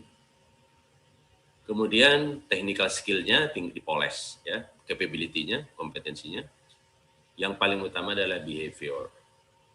Ya, gimana? Create culture ya dan engagement gitu loh. Bahwa memang dia sepenuhnya berada dengan kita. Di sini sudah loyalitas, ya integritas gitu ya. Bahwa dia itu ada yang bertanya tadi? Belum Pak, lanjut. Nah, jadi ini yang pertama digarap. Develop proactive management kompetensi, ya. Perform together commitment. Terus melihat kalau kita bisa melakukan ini apa yang akan kita dapat sebenarnya. Quick win-nya apa? Ada sharing forum. Lama ini untuk menyamakan bahasa dulu sambil berjalan menyiapkan. Ini yang pertama kali. Mindset, capability, dan behavior. Ya, kemudian kultur. Apa yang harus dilakukan? Tadi misalnya kultur teamwork, kultur collaboration, kultur sense of urgency membantu orang. Ya, bahwa masalah itu adalah masalahnya dia dan seterusnya. Kenapa? Kalau ini nggak dibangun, nanti seolah-olah itu kan kerjaannya orang IT doang, itu kan maunya orang IT aja. Nah, berikutnya adalah teknikalnya. Ya, teknikalnya, best practice-nya gimana sih? Jadi kita tidak perlu mendevelop sendiri. Kita kadang-kadang perlu membuat perbandingan kalau kita develop, berapa lama, berapa orang yang dibutuhkan, berapa pula habis sumber daya, uang, dana, dan seterusnya. Tapi kalau misalnya kita bekerja dengan pekerja yang sudah pernah mendevelop, best practice-nya gitu, dan tools yang mereka pakai apa gitu. Kemudian pendekatannya jangan sepotong-sepotong, harus holistik. Ya. Kemudian deep dive, ya. Ini benar-benar menyelam dalam. Kita mau go apa tidak gitu. Benar melaksanakan apa enggak. Kalau udah investasi segini lalu nggak berguna, miliaran keluar uang tapi nggak kepakai. Ya, dan kemudian bagaimana risikonya dan standar implementasinya harus dipahamkan kepada semua yang bergerak gitu. Ya. Baru ke manajemen infrastrukturnya. Disitulah kita kalau mau sudah mau implementasi dan diputuskan ya untuk bisa ada dedicated corporate resources, misalnya ada tim khusus karena ini biasanya digarap di project, ada projectnya itu yang semua disiplin ada di dalam dan ada project manajernya baru berjalan gitu. Jadi 3 aspek ini yang harus diimplementasi untuk menjawab pertanyaannya Pak Khairul itu. Yang lain dong yang nanya mungkin. Oke, bagaimana yang lain? Ada pertanyaan baik itu dari rekan dosen dan mahasiswa? Bisa langsung ditanyakan. Silakan. Wah, gimana nih? Saya jadi Jadi salah tingkah saya. Ini bahannya nggak pas atau gimana nih? Bahannya nggak pas atau gimana ini? Kemungkinan Pak, karena kita baru 2 tahun Pak. Jadi mahasiswa tertinggi itu sudah terima. Oh, jadi terlalu tinggi berarti saya nih. Boleh jadi, tapi mudah-mudahan bukan karena itu ya, atau karena malu-malu mereka. Ya. Jadi gimana kalau gitu? Gimana atau nih? Dibahas di ERP aja sedikit Pak. Oke. ERP. Jadi kalau kita, ya ini ada suara nih. Oke. Rosa Tessa Lorenza. Silakan Rosa. Ya silakan Kak Rosa. Jadi gini kalau gitu. Kalau ERP itu baru sekedar namanya aja Enterprise Resources Planning ya. Jadi di sana itu baru connectivity sebenarnya intinya, connectivity dan optimasi sumber daya. Jadi gini, selama ini kalau ERP itu digunakan kalau masih manual, misalnya Pak Mulkan gitu ya. Pak Mulkan orang maintenance, dia perlu membeli lahar bearing gitu ya. Jadi lahar bearing itu dia akan tulis surat gitu ya kepada orang pengadaan procurement. Tolong belikan saya bearing speknya begini, diantaranya surat itu. Lalu sampai di orang procurement, dia kalau nggak paham dipanggil lagi, panggil atau telepon gitu ya. Ya kan? Kemudian gitu. Kemudian si procurement ini, pengadaan ini mintalah kepada supplier bearing. Gini. Bayangkan betapa lamanya itu ya. Jadi orang IT dengan adanya ERP itu sekarang dia buat sistem gitu loh, bahwa purchase requisition itu dimainkan di sistem. Ini kalau ERP itu tinggal kita pilih gitu. Misalnya kalau kita makanya SAP. SAP ini didevelop oleh orang Jerman ya. Jadi di sana tinggal buka laptopnya, dia buka sistem, dia lihat. Pertama tentu ada nggak stok bearing yang saya mau ini di warehouse. Ternyata stoknya nggak ada. Lalu kalau misalnya selama ini permintaan dia itu adalah permintaan yang berupa stok gudang, ya, dia tinggal ingatkan, ini sudah order minimum, kenapa tidak terjadi reorder point otomatis? Ya karena misalnya kalau yang consumable jelas itu tidak perlu kita order, ada. Ya ini kan connect lagi dengan warehouse management ya. Makanya karena dia connect banyak ilmu di situ, perlulah di ERP di setup, Enterprise Resources Planning-nya. Nah, dia perlu beli bearing itu sebenarnya karena dia untuk melakukan perencanaan pemeliharaan. Bagaimana dia tahu bahwa dia perlu beli bearing? Dia katakan ini planner untuk melakukan pemeliharaan alat itu. Ternyata dia dapat suplai informasi dari orang yang mengamati di pabrik bahwa ini lahar bearing udah kasar dan sekitar 2 bulan lagi ini akan rusak. Gitu. Dan dia membuat notifikasi di sistem di ERP bahwa ini mesin ini 2 bulan lagi harus dilakukan penggantian alat ini. Notifikasi itu sampailah pada orang yang akan mengeksekusi penggantian itu, dan sampai juga eksekusi ke planner. Ya mereka akan lihat tuh, karena dia bisa jadi pop-up yang muncul di layar laptopnya, di emailnya bahwa ada kebutuhan itu. Nah, itu semua yang bermain teknologi informasi. Informasi itu. Halo? Oke, lanjut Pak. Nah, itu baru di tataran ERP. ERP itu sangat basic gitu ya. Lalu misalnya pengadaan melihat ERP itu dia akan connect gitu. Kadang-kadang ERP itu malah connect dengan ERP supplier gitu loh.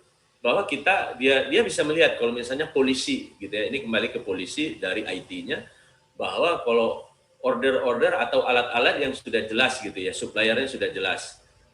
Misalnya kalau ini lahar kan paling SKF atau siapa itu udah jelas.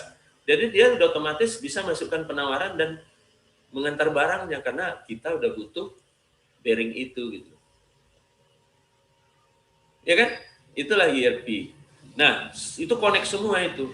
Dengan maintenance connect, dengan procurement connect, dengan warehouse connect. Kemudian berapa biaya yang keluar dari itu akan connect juga ke accounting. Oh, terjadi ini akan ada pembelian itu ya, pembelian bearing ya harga segini gitu. Dia juga bisa ngecek orang ini ada budget enggak gitu loh. Udah ada uang nanti enggak kalau barangnya datang bisa dibayar enggak. Jadi connect semua. Itu adalah yang paling basic sekarang ini di ERP, Enterprise Resource Planning. Kerjaan orang IT. Atau yang paling sederhana lah, kerjaan orang IT gitu ya.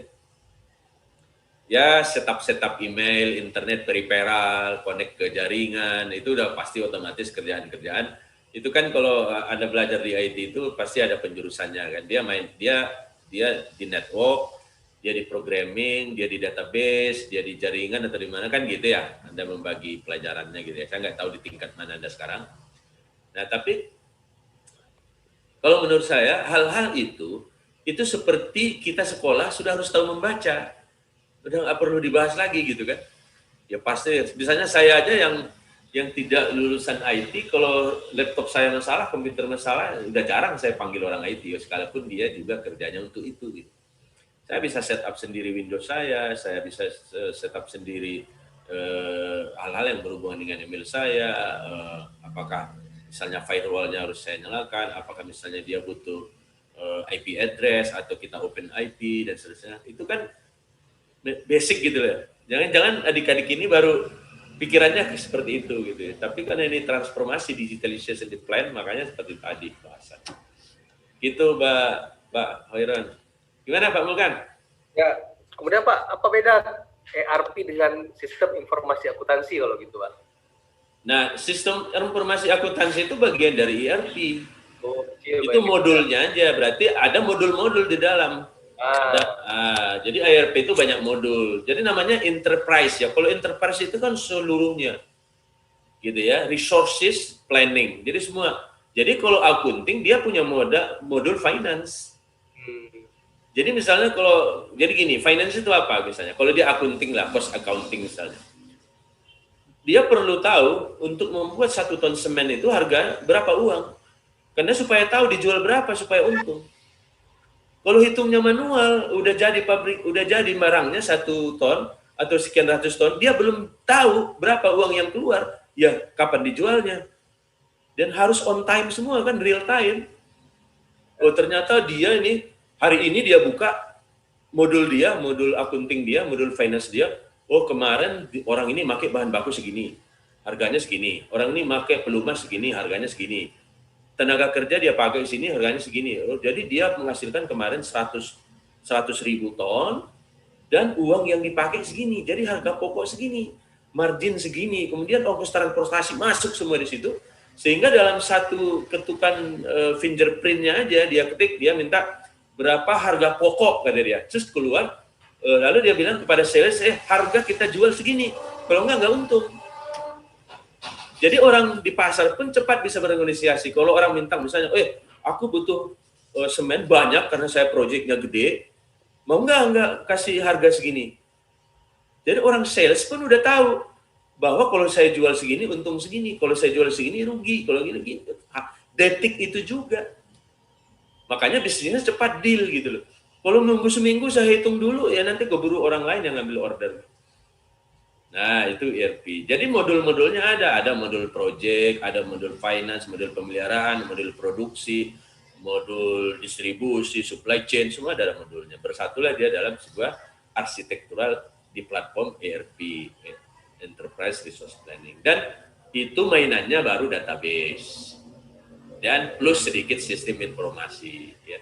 Kalau yang kita masukkan sekarang, sistem informasi digitalized, semua keputusan berada di situ, dimanapun saya berada, seolah-olah pabrik itu saya bawa-bawa, atau saya berada di pabrik itu, antara keduanya, atau seolah dimanapun saya berada, apalagi sudah ada nanti augmented reality, virtual augmented, segala macam, seolah-olah dimanapun saya berada, saya persis seperti berada di pabrik, atau pabrik itu seolah-olah ada di kantong saya, ada di dalam HP saya, gitu. Nah, oh ini belum ada lulusan ya informasi ini ya? Ya, kalau di teknologi informasi baru semester 6, bulan 3 masuk semester 7. Jadi di bulan 8, bulan 7 itu mereka kan masuk semester 7 ada KP. Nah, jadi teman-teman dari mahasiswa ini akan menjadi 4 KP rencananya di bulan 5 itu udah mulai mencari tempat. Ya. Mudah-mudahan di SDA ada posisi KP untuk ERP kalau memungkinkan. Karena saya rasa ERP kan terlalu manajemen. Jadi rahasianya banyak sekali kan. Benar. Jadi mungkin bisnis prosesnya dulu. Ya. Nah, itulah yang saya sampaikan tadi. Di Aceh itu pabrik kayak di Aceh besar, cuma kita daya tampungnya sedikit. Ya, betul. Ya, aduh, ini yang susah ini. Susah betul. Memang ini tantangan juga. Kita sedang kerja keras mendevelop gitu secara virtual itu. Ya, dan kita juga butuh invest kan. Yang itu adalah investasi yang memang filantropi, nggak ada returnnya itu.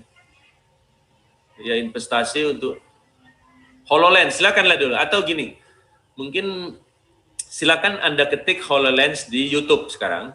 Atau saya share ya di YouTube saya, HoloLens yang dikembangkan oleh Microsoft, itu connect dengan Microsoft Teams, dimanapun Anda berada, Anda bisa melihat pabrik itu dan bisa divisualisasi di sana.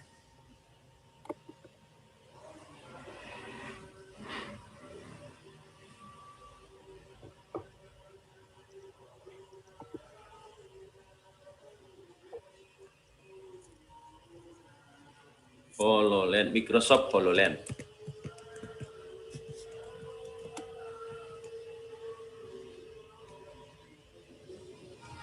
Oke, sebentar Pak, ini sambil mengetik YouTube-nya, ini ada mahasiswa yang ingin bertanya Pak, yang Rosa tadi. Silakan Rosa.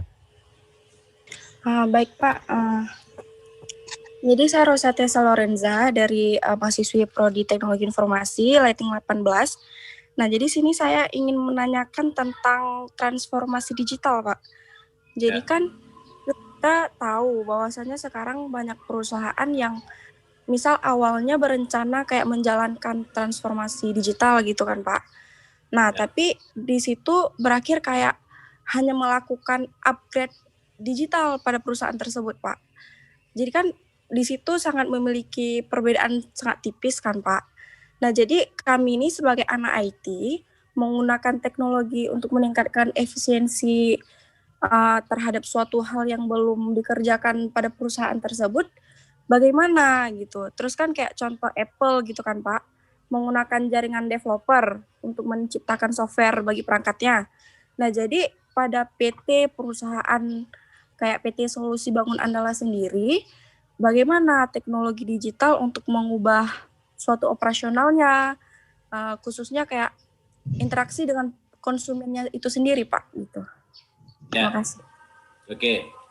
Jadi kita perlu mendefine roadmap namanya. Seperti ini. Jadi ada manufacturing roadmap. Misalnya kita ingin mendigitalisasi pabrik gitu ya. Apa komponen kita? Komponen supaya pabrik itu disebut digital. Dan transformasi yang kita butuhkan apa? Didefine dulu. Apa yang ingin kita dapatkan hasilnya. Nah, ini journey-nya. Ya. Jadi journey ini kita define dulu. supaya jangan jadi mercusuar, menara gading, membeli sesuatu tapi tidak tahu kegunaannya. Oke, jadi kita perlu mendefine-nya seperti ini. Misalnya pondasinya siap nggak kita? Kemudian kita ini yang paling perlu mendevelop adalah apakah ingin mengetahui kondisi pabrik setiap saat, yang paling penting.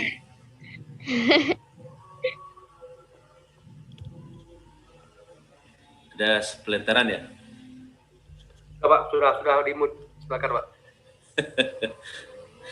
Ya, jadi misalnya Anda lihat itu. Ini yang paling sederhana yang kita kembangkan. Kita sebut ini namanya journey, perjalanan kita.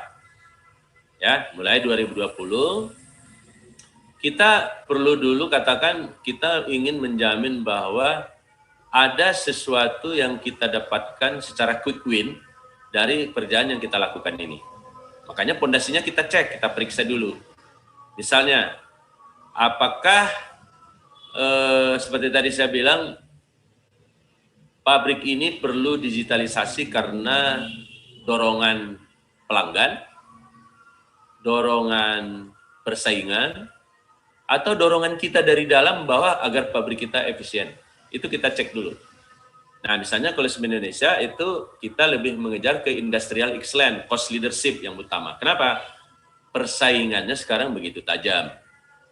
Anda lihat pabrik semen di mana-mana berdiri, kemudian pemerintah akan membatasi pabrik-pabrik dari Cina berdatangan dan dia jual rugi, dijual murah, nggak karu-karuan gitu ya.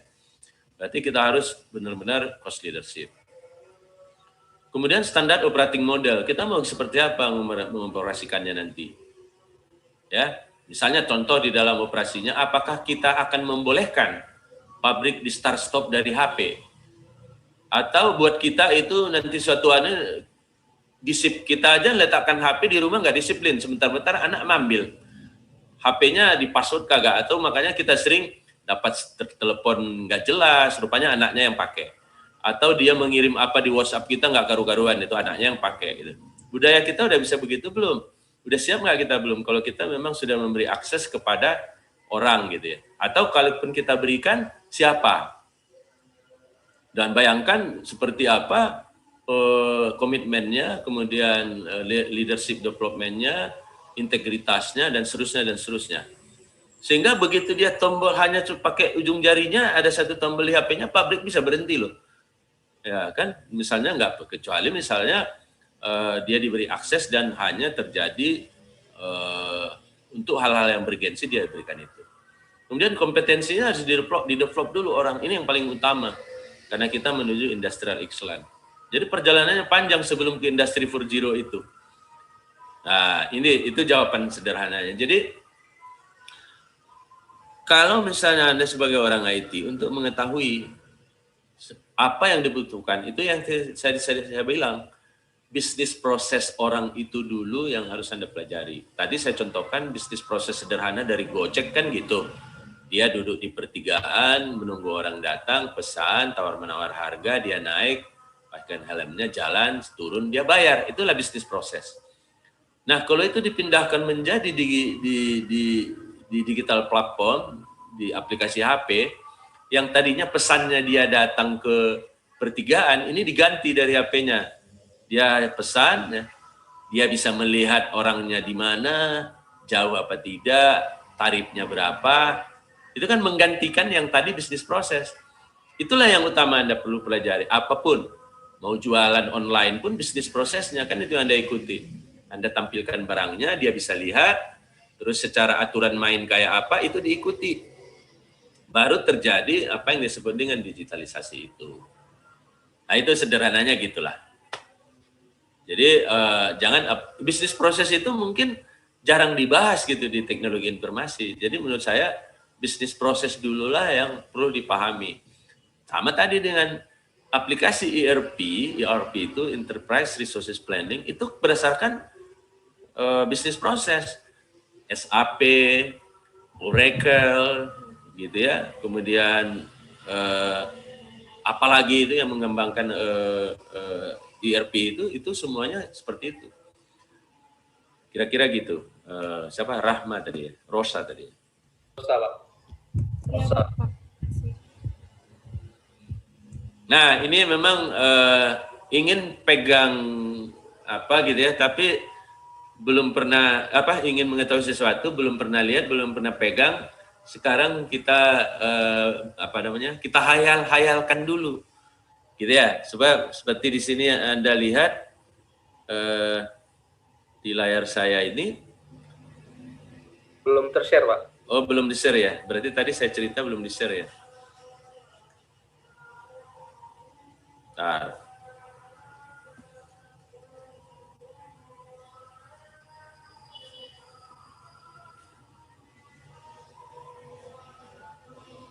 Jadi tujuan itulah yang harus kita define dulu. Misalnya ini, kita define dulu di layar saya ini, gitu ya. Kita istilahnya DMAX ya. DMAX itu kependekan dari Digitized Manufacturing ya. Apa sebenarnya tujuan kita? Pertama dari keselamatan kerja, ya. Kemudian kita mengetahui berapa penghasilan kita, berapa harga pokok jual per ton semen. Di bawahnya kita perlu mengenerate report secara cepat. Seperti saya bilang tadi, harus tahu dia biaya produksi cepat, biaya maintenance cepat, gitu ya. Ya, kemudian kalau perlu bisa mengoptimasi kondisi proses, ya. Ini sudah sedikit agak advance, misalnya operator hanya bekerja sedikit, tapi nanti sudah mengarah ke artificial intelligence, bisa dia mengembangkan parameter-parameter operasi pabrik, proses yang akan bisa menunjang kelancaran pabrik. Kemudian manajemen support, misalnya approval. Kalau selama ini kita harus meng-approval atau membalas email atau melakukan persetujuan, pergi dulu ke kantor, nyalakan PC, baru kita lakukan approval. Sekarang sudah ada laptop, bisa dibawa-bawa, oke, di mana perlu, ada WA, misalnya ada permintaan, dia SMS kita, dia WA kita, atau dia apa segala macam lah, lalu kita buka laptop. Sekarang lebih dari itu, nggak perlu buka laptop, semua udah di HP, udah di smartphone. Nah, itu kita define dulu. Nah, jadi jangan berpikir untuk mendigitalisasi itu adalah membalikkan telapak tangan. Jadi sebuah pabrik, ya, modern yang kita bayangkan yang sudah bermain robot, main satelit segala macam. Kecuali pabrik itu misalnya hari ini didesain dan mau dibangun begitu gitu. Ya, ini kan digitalisasi ini baru di abad 21 ini. Dan baru ngetop ya seperti tadi roadmap itu kita lihat baru bermain 2009, 2018, 2016 gitu. Pabriknya udah ada sejak 1980. Nah, jadi kita perlu memilih dulu yang mana tergantung keperluan. Oke, tadi saya mau share yang HoloLens ya. Sudah nampak YouTube saya, Pak Mulkan? Pak. Jadi ini Anda ketik aja, sebenarnya ini contohnya HoloLens. Soundnya saya bagi dulu soundnya. Oke. Suaranya kedengaran nggak ya? Kurang, Pak, kurang kedengaran deh. Enggak ya?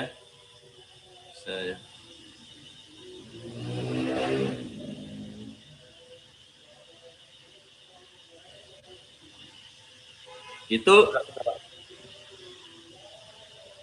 ya, oke, tanpa harus menghabiskan waktu, Anda ketik aja di HoloLens dan sambil conference kita bisa melihat ini. Nah. Oke. Silakan orang IT mestinya dia paham lah itu, bisa cek itu. Itu yang sudah kita pakai tuh HoloLens. Jadi kalau saya minta konferensi dari sini, orang di pabrik pakai HoloLens, pakai platform Microsoft Teams, dia bisa sambil seperti itu udah dia pasang HoloLens itu di apanya, di keningnya, dia berjalan. Saya minta tolong pabrik itu dan saya bisa tandai. Saya tekan saya bisa edit gitu loh video yang dia ini. Colok itu gimana? Sorot gimana? Oh ini saya bisa kasih diagnos terhadap mesin itu.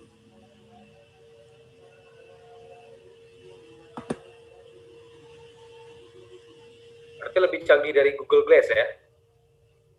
Ini kan kebetulan kan Microsoft yang create dan dia juga ingin mempertahankan, ya itulah ya.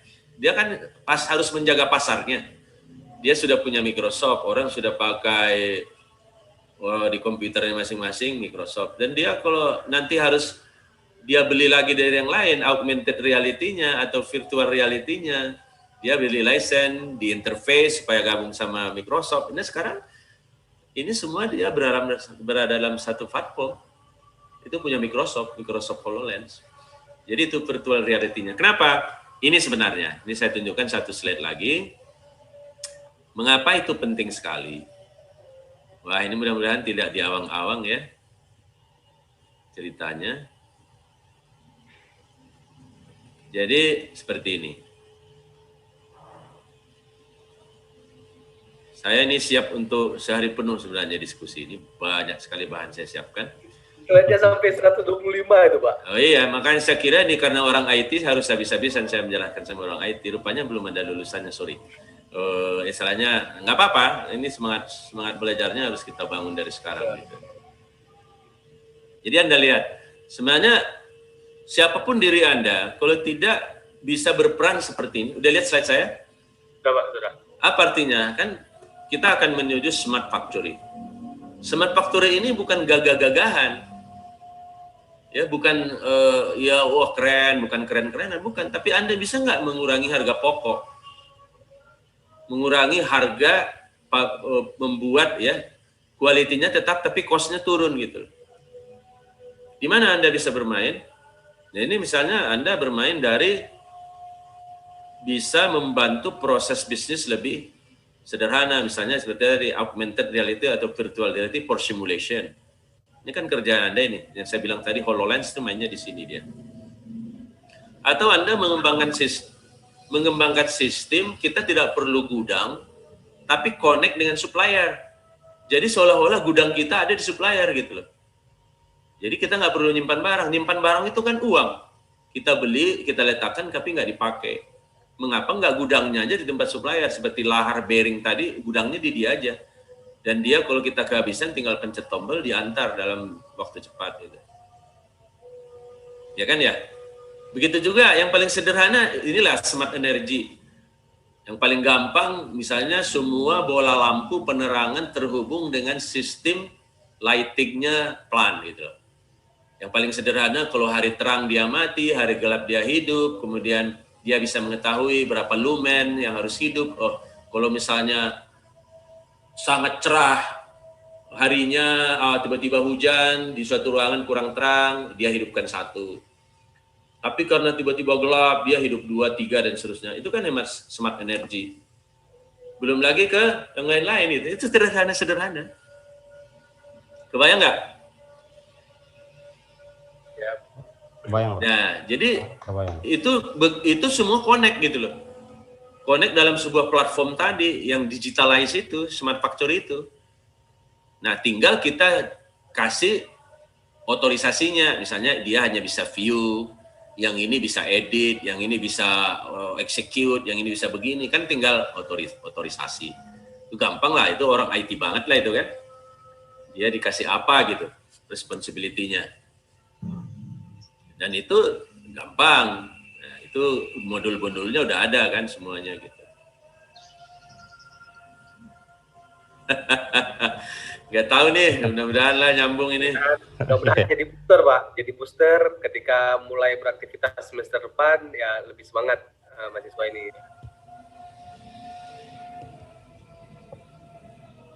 Ya, jadi saya sendiri belajarnya ada kursus pengenalan, tapi biasanya kita itu tadi. Tanda-tanda orang yang matur, dewasa, dan siap dengan dirinya, dia akan terdorong dari dalam. Ya, dia akan terdorong dari dalam. Oh, saya orang IT, A to Z, IT ini gimana sih? Tentu mulai dari awal-awal lah, misalnya setup jaringan, bagaimana mengkonek HP saya, komputer saya ke internet, bagaimana supaya saya misalnya apa ya sederhana lah, internet saya aman, antivirus program saya gimana, jaringan saya kayak apa, gitu ya. Soalnya nggak jarang juga waktu ditanya, kamu kuliah di mana? Di IT, tapi dia teriak-teriak di mana? Oh, saya laptop saya nggak connect sama jaringan, gitu ya, aneh gitu ya. Lalu dia mendiagnos permasalahan apa, nggak jelas gitu. Atau ngebooting sebentar-bentar komputernya ngebooting. Ya, kan itu basic lah. Menu-menu DOS. Jadi ilmu ini jangan sampai, jadi jangan mengira udah main di Windows segala macam programnya canggih tapi nggak ngerti DOS.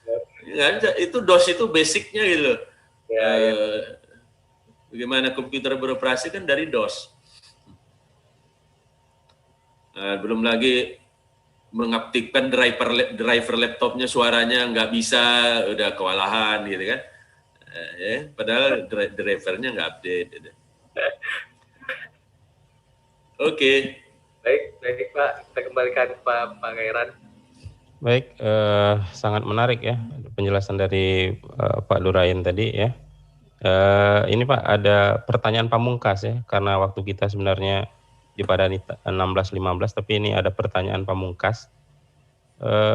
Kira-kira ada kemungkinan Kak dosen-dosen atau mahasiswa lah mengadakan proses pengabdian masyarakat di PT Solusi Bangun Andalas, Pak? Kemungkinan itu ada, tapi karena sangat ketat persaingannya, seberapa valuable proposal Anda itu ada kira-kira gitu.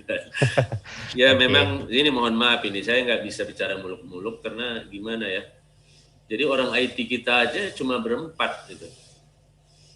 Berempat dan dia udah bisa menghandle semuanya gitu. Terus disupport dari corporate ya. Jadi dia hanya troubleshooting gitu.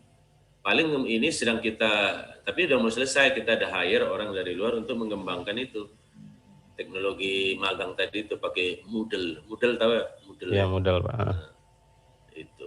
Kebetulan dosen kita juga ada yang fokus ke sana. Bagian Moodle tadi.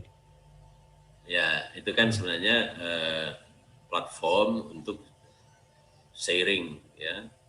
Betul. Pembelajaran virtual itu.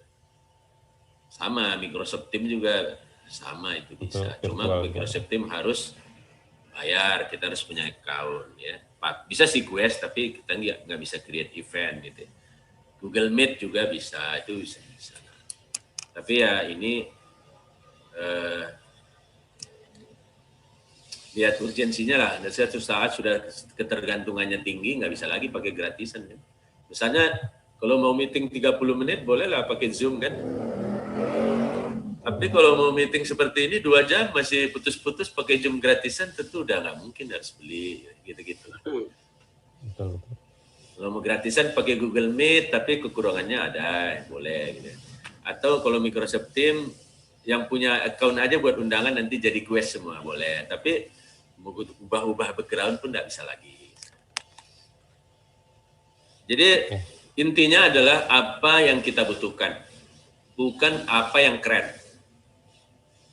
Nah, itu sering itu. Makanya lihat aja mahasiswa yang sekarang kalau ditanya itu, saya heran itu. Saya sering ketemu kayak di mana gitu, anak-anak muda saya lihat itu ya, yang masih sekolah, itu HP-nya canggih, lebih canggih dari saya. Lalu saya tanya, kamu makainya untuk apa?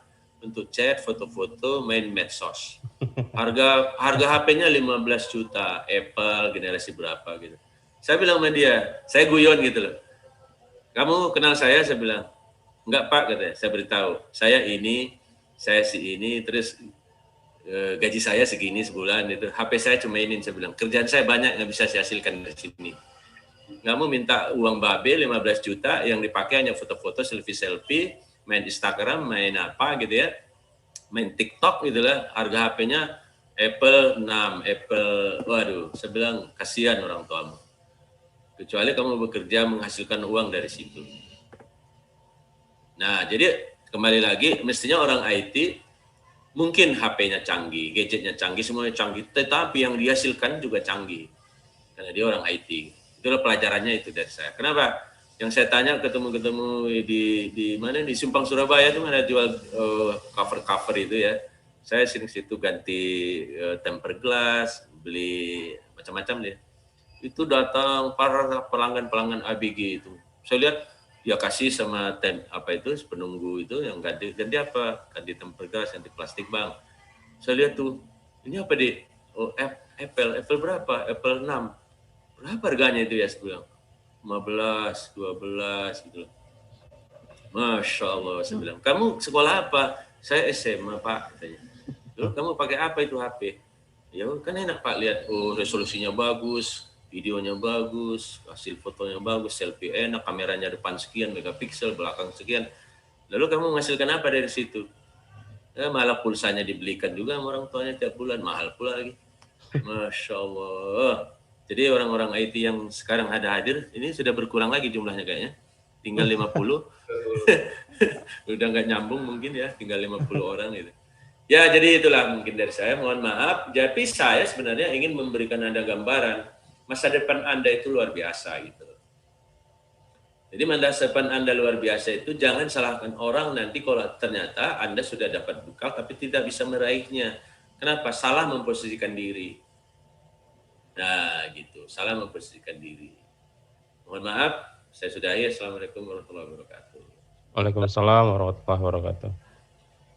Oke ya, jadi teman-teman dan adik-adik mahasiswa, saya kira ini pertemuan awal yang sangat baik dan sangat exciting ya. Maksudnya insya Allah dari pertemuan pertama ini nanti akan terbuka pertemuan-pertemuan lanjutan ya, karena ini sangat menarik untuk didiskusikan. Baik, sebelum saya akhiri ya, ini ada sedikit penyerahan sertifikat Pak secara online mungkin dari Ketua Prodi ke Pak Durain. Mungkin bagi yang bisa mengoperatori bisa diambil foto ya.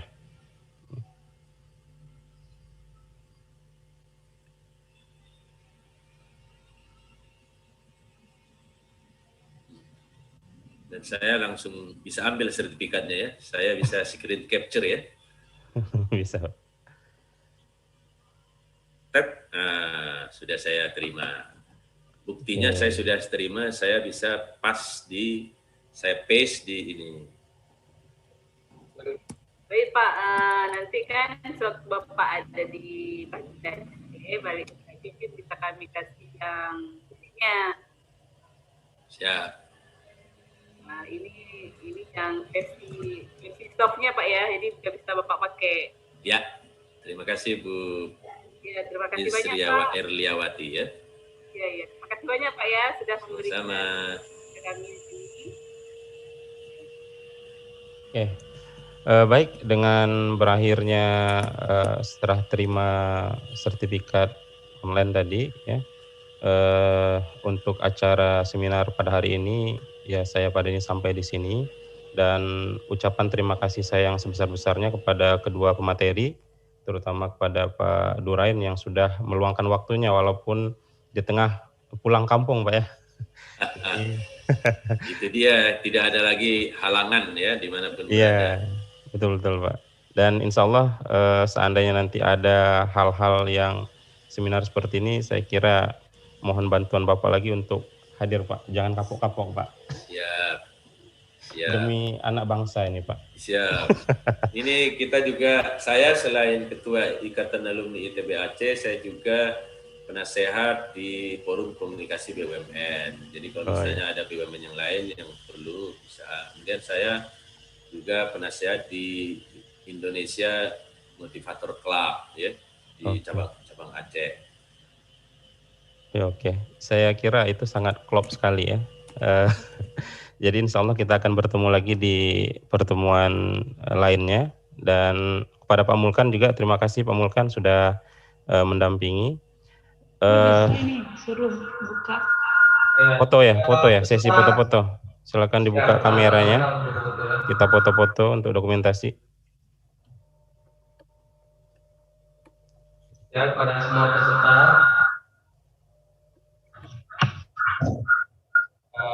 buka kamera.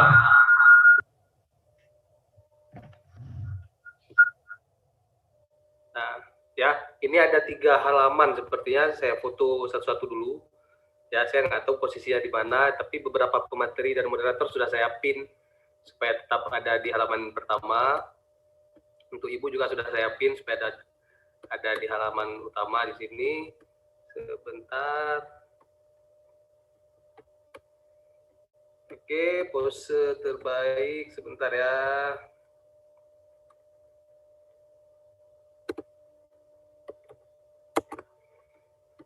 Sebentar, 1, 2, 3, halaman pertama selesai. Save dulu. Kemudian kita pindah ke halaman kedua. Oke, halaman kedua banyak yang kosong kameranya. Oke, terima kasih semuanya sudah terekam sampai halaman 3. Ya, selamat beraktivitas kepada semua peserta. Dan ya, terima kasih. Jangan kapok-kapok. Memang ya sama dulu saya waktu belajar tahun-tahun pertama. Kayaknya kalau dunia industri itu kayak gimana gitu ya. Tapi ternyata karena kita engineering ya, engineering itu kita kan bukan belajar ilmu gaib, bisa diamati dan dilihat semua dipelajari gitu ya. Jadi tetap semangat, ya seperti saya bilang tadi, prioritas yang mana yang penting. Oke, sampai ketemu. Assalamualaikum. Assalamualaikum. Terima kasih Pak. Dan saya selaku moderator, jika ada salah-salah kata saya mohon maaf ya, karena jam sudah menunjukkan 16:16, saya kira tepat waktunya. Dan saya akhiri. Assalamualaikum warahmatullahi wabarakatuh. Waalaikumsalam warahmatullahi wabarakatuh. Izin ya. Izin. Ya Pak.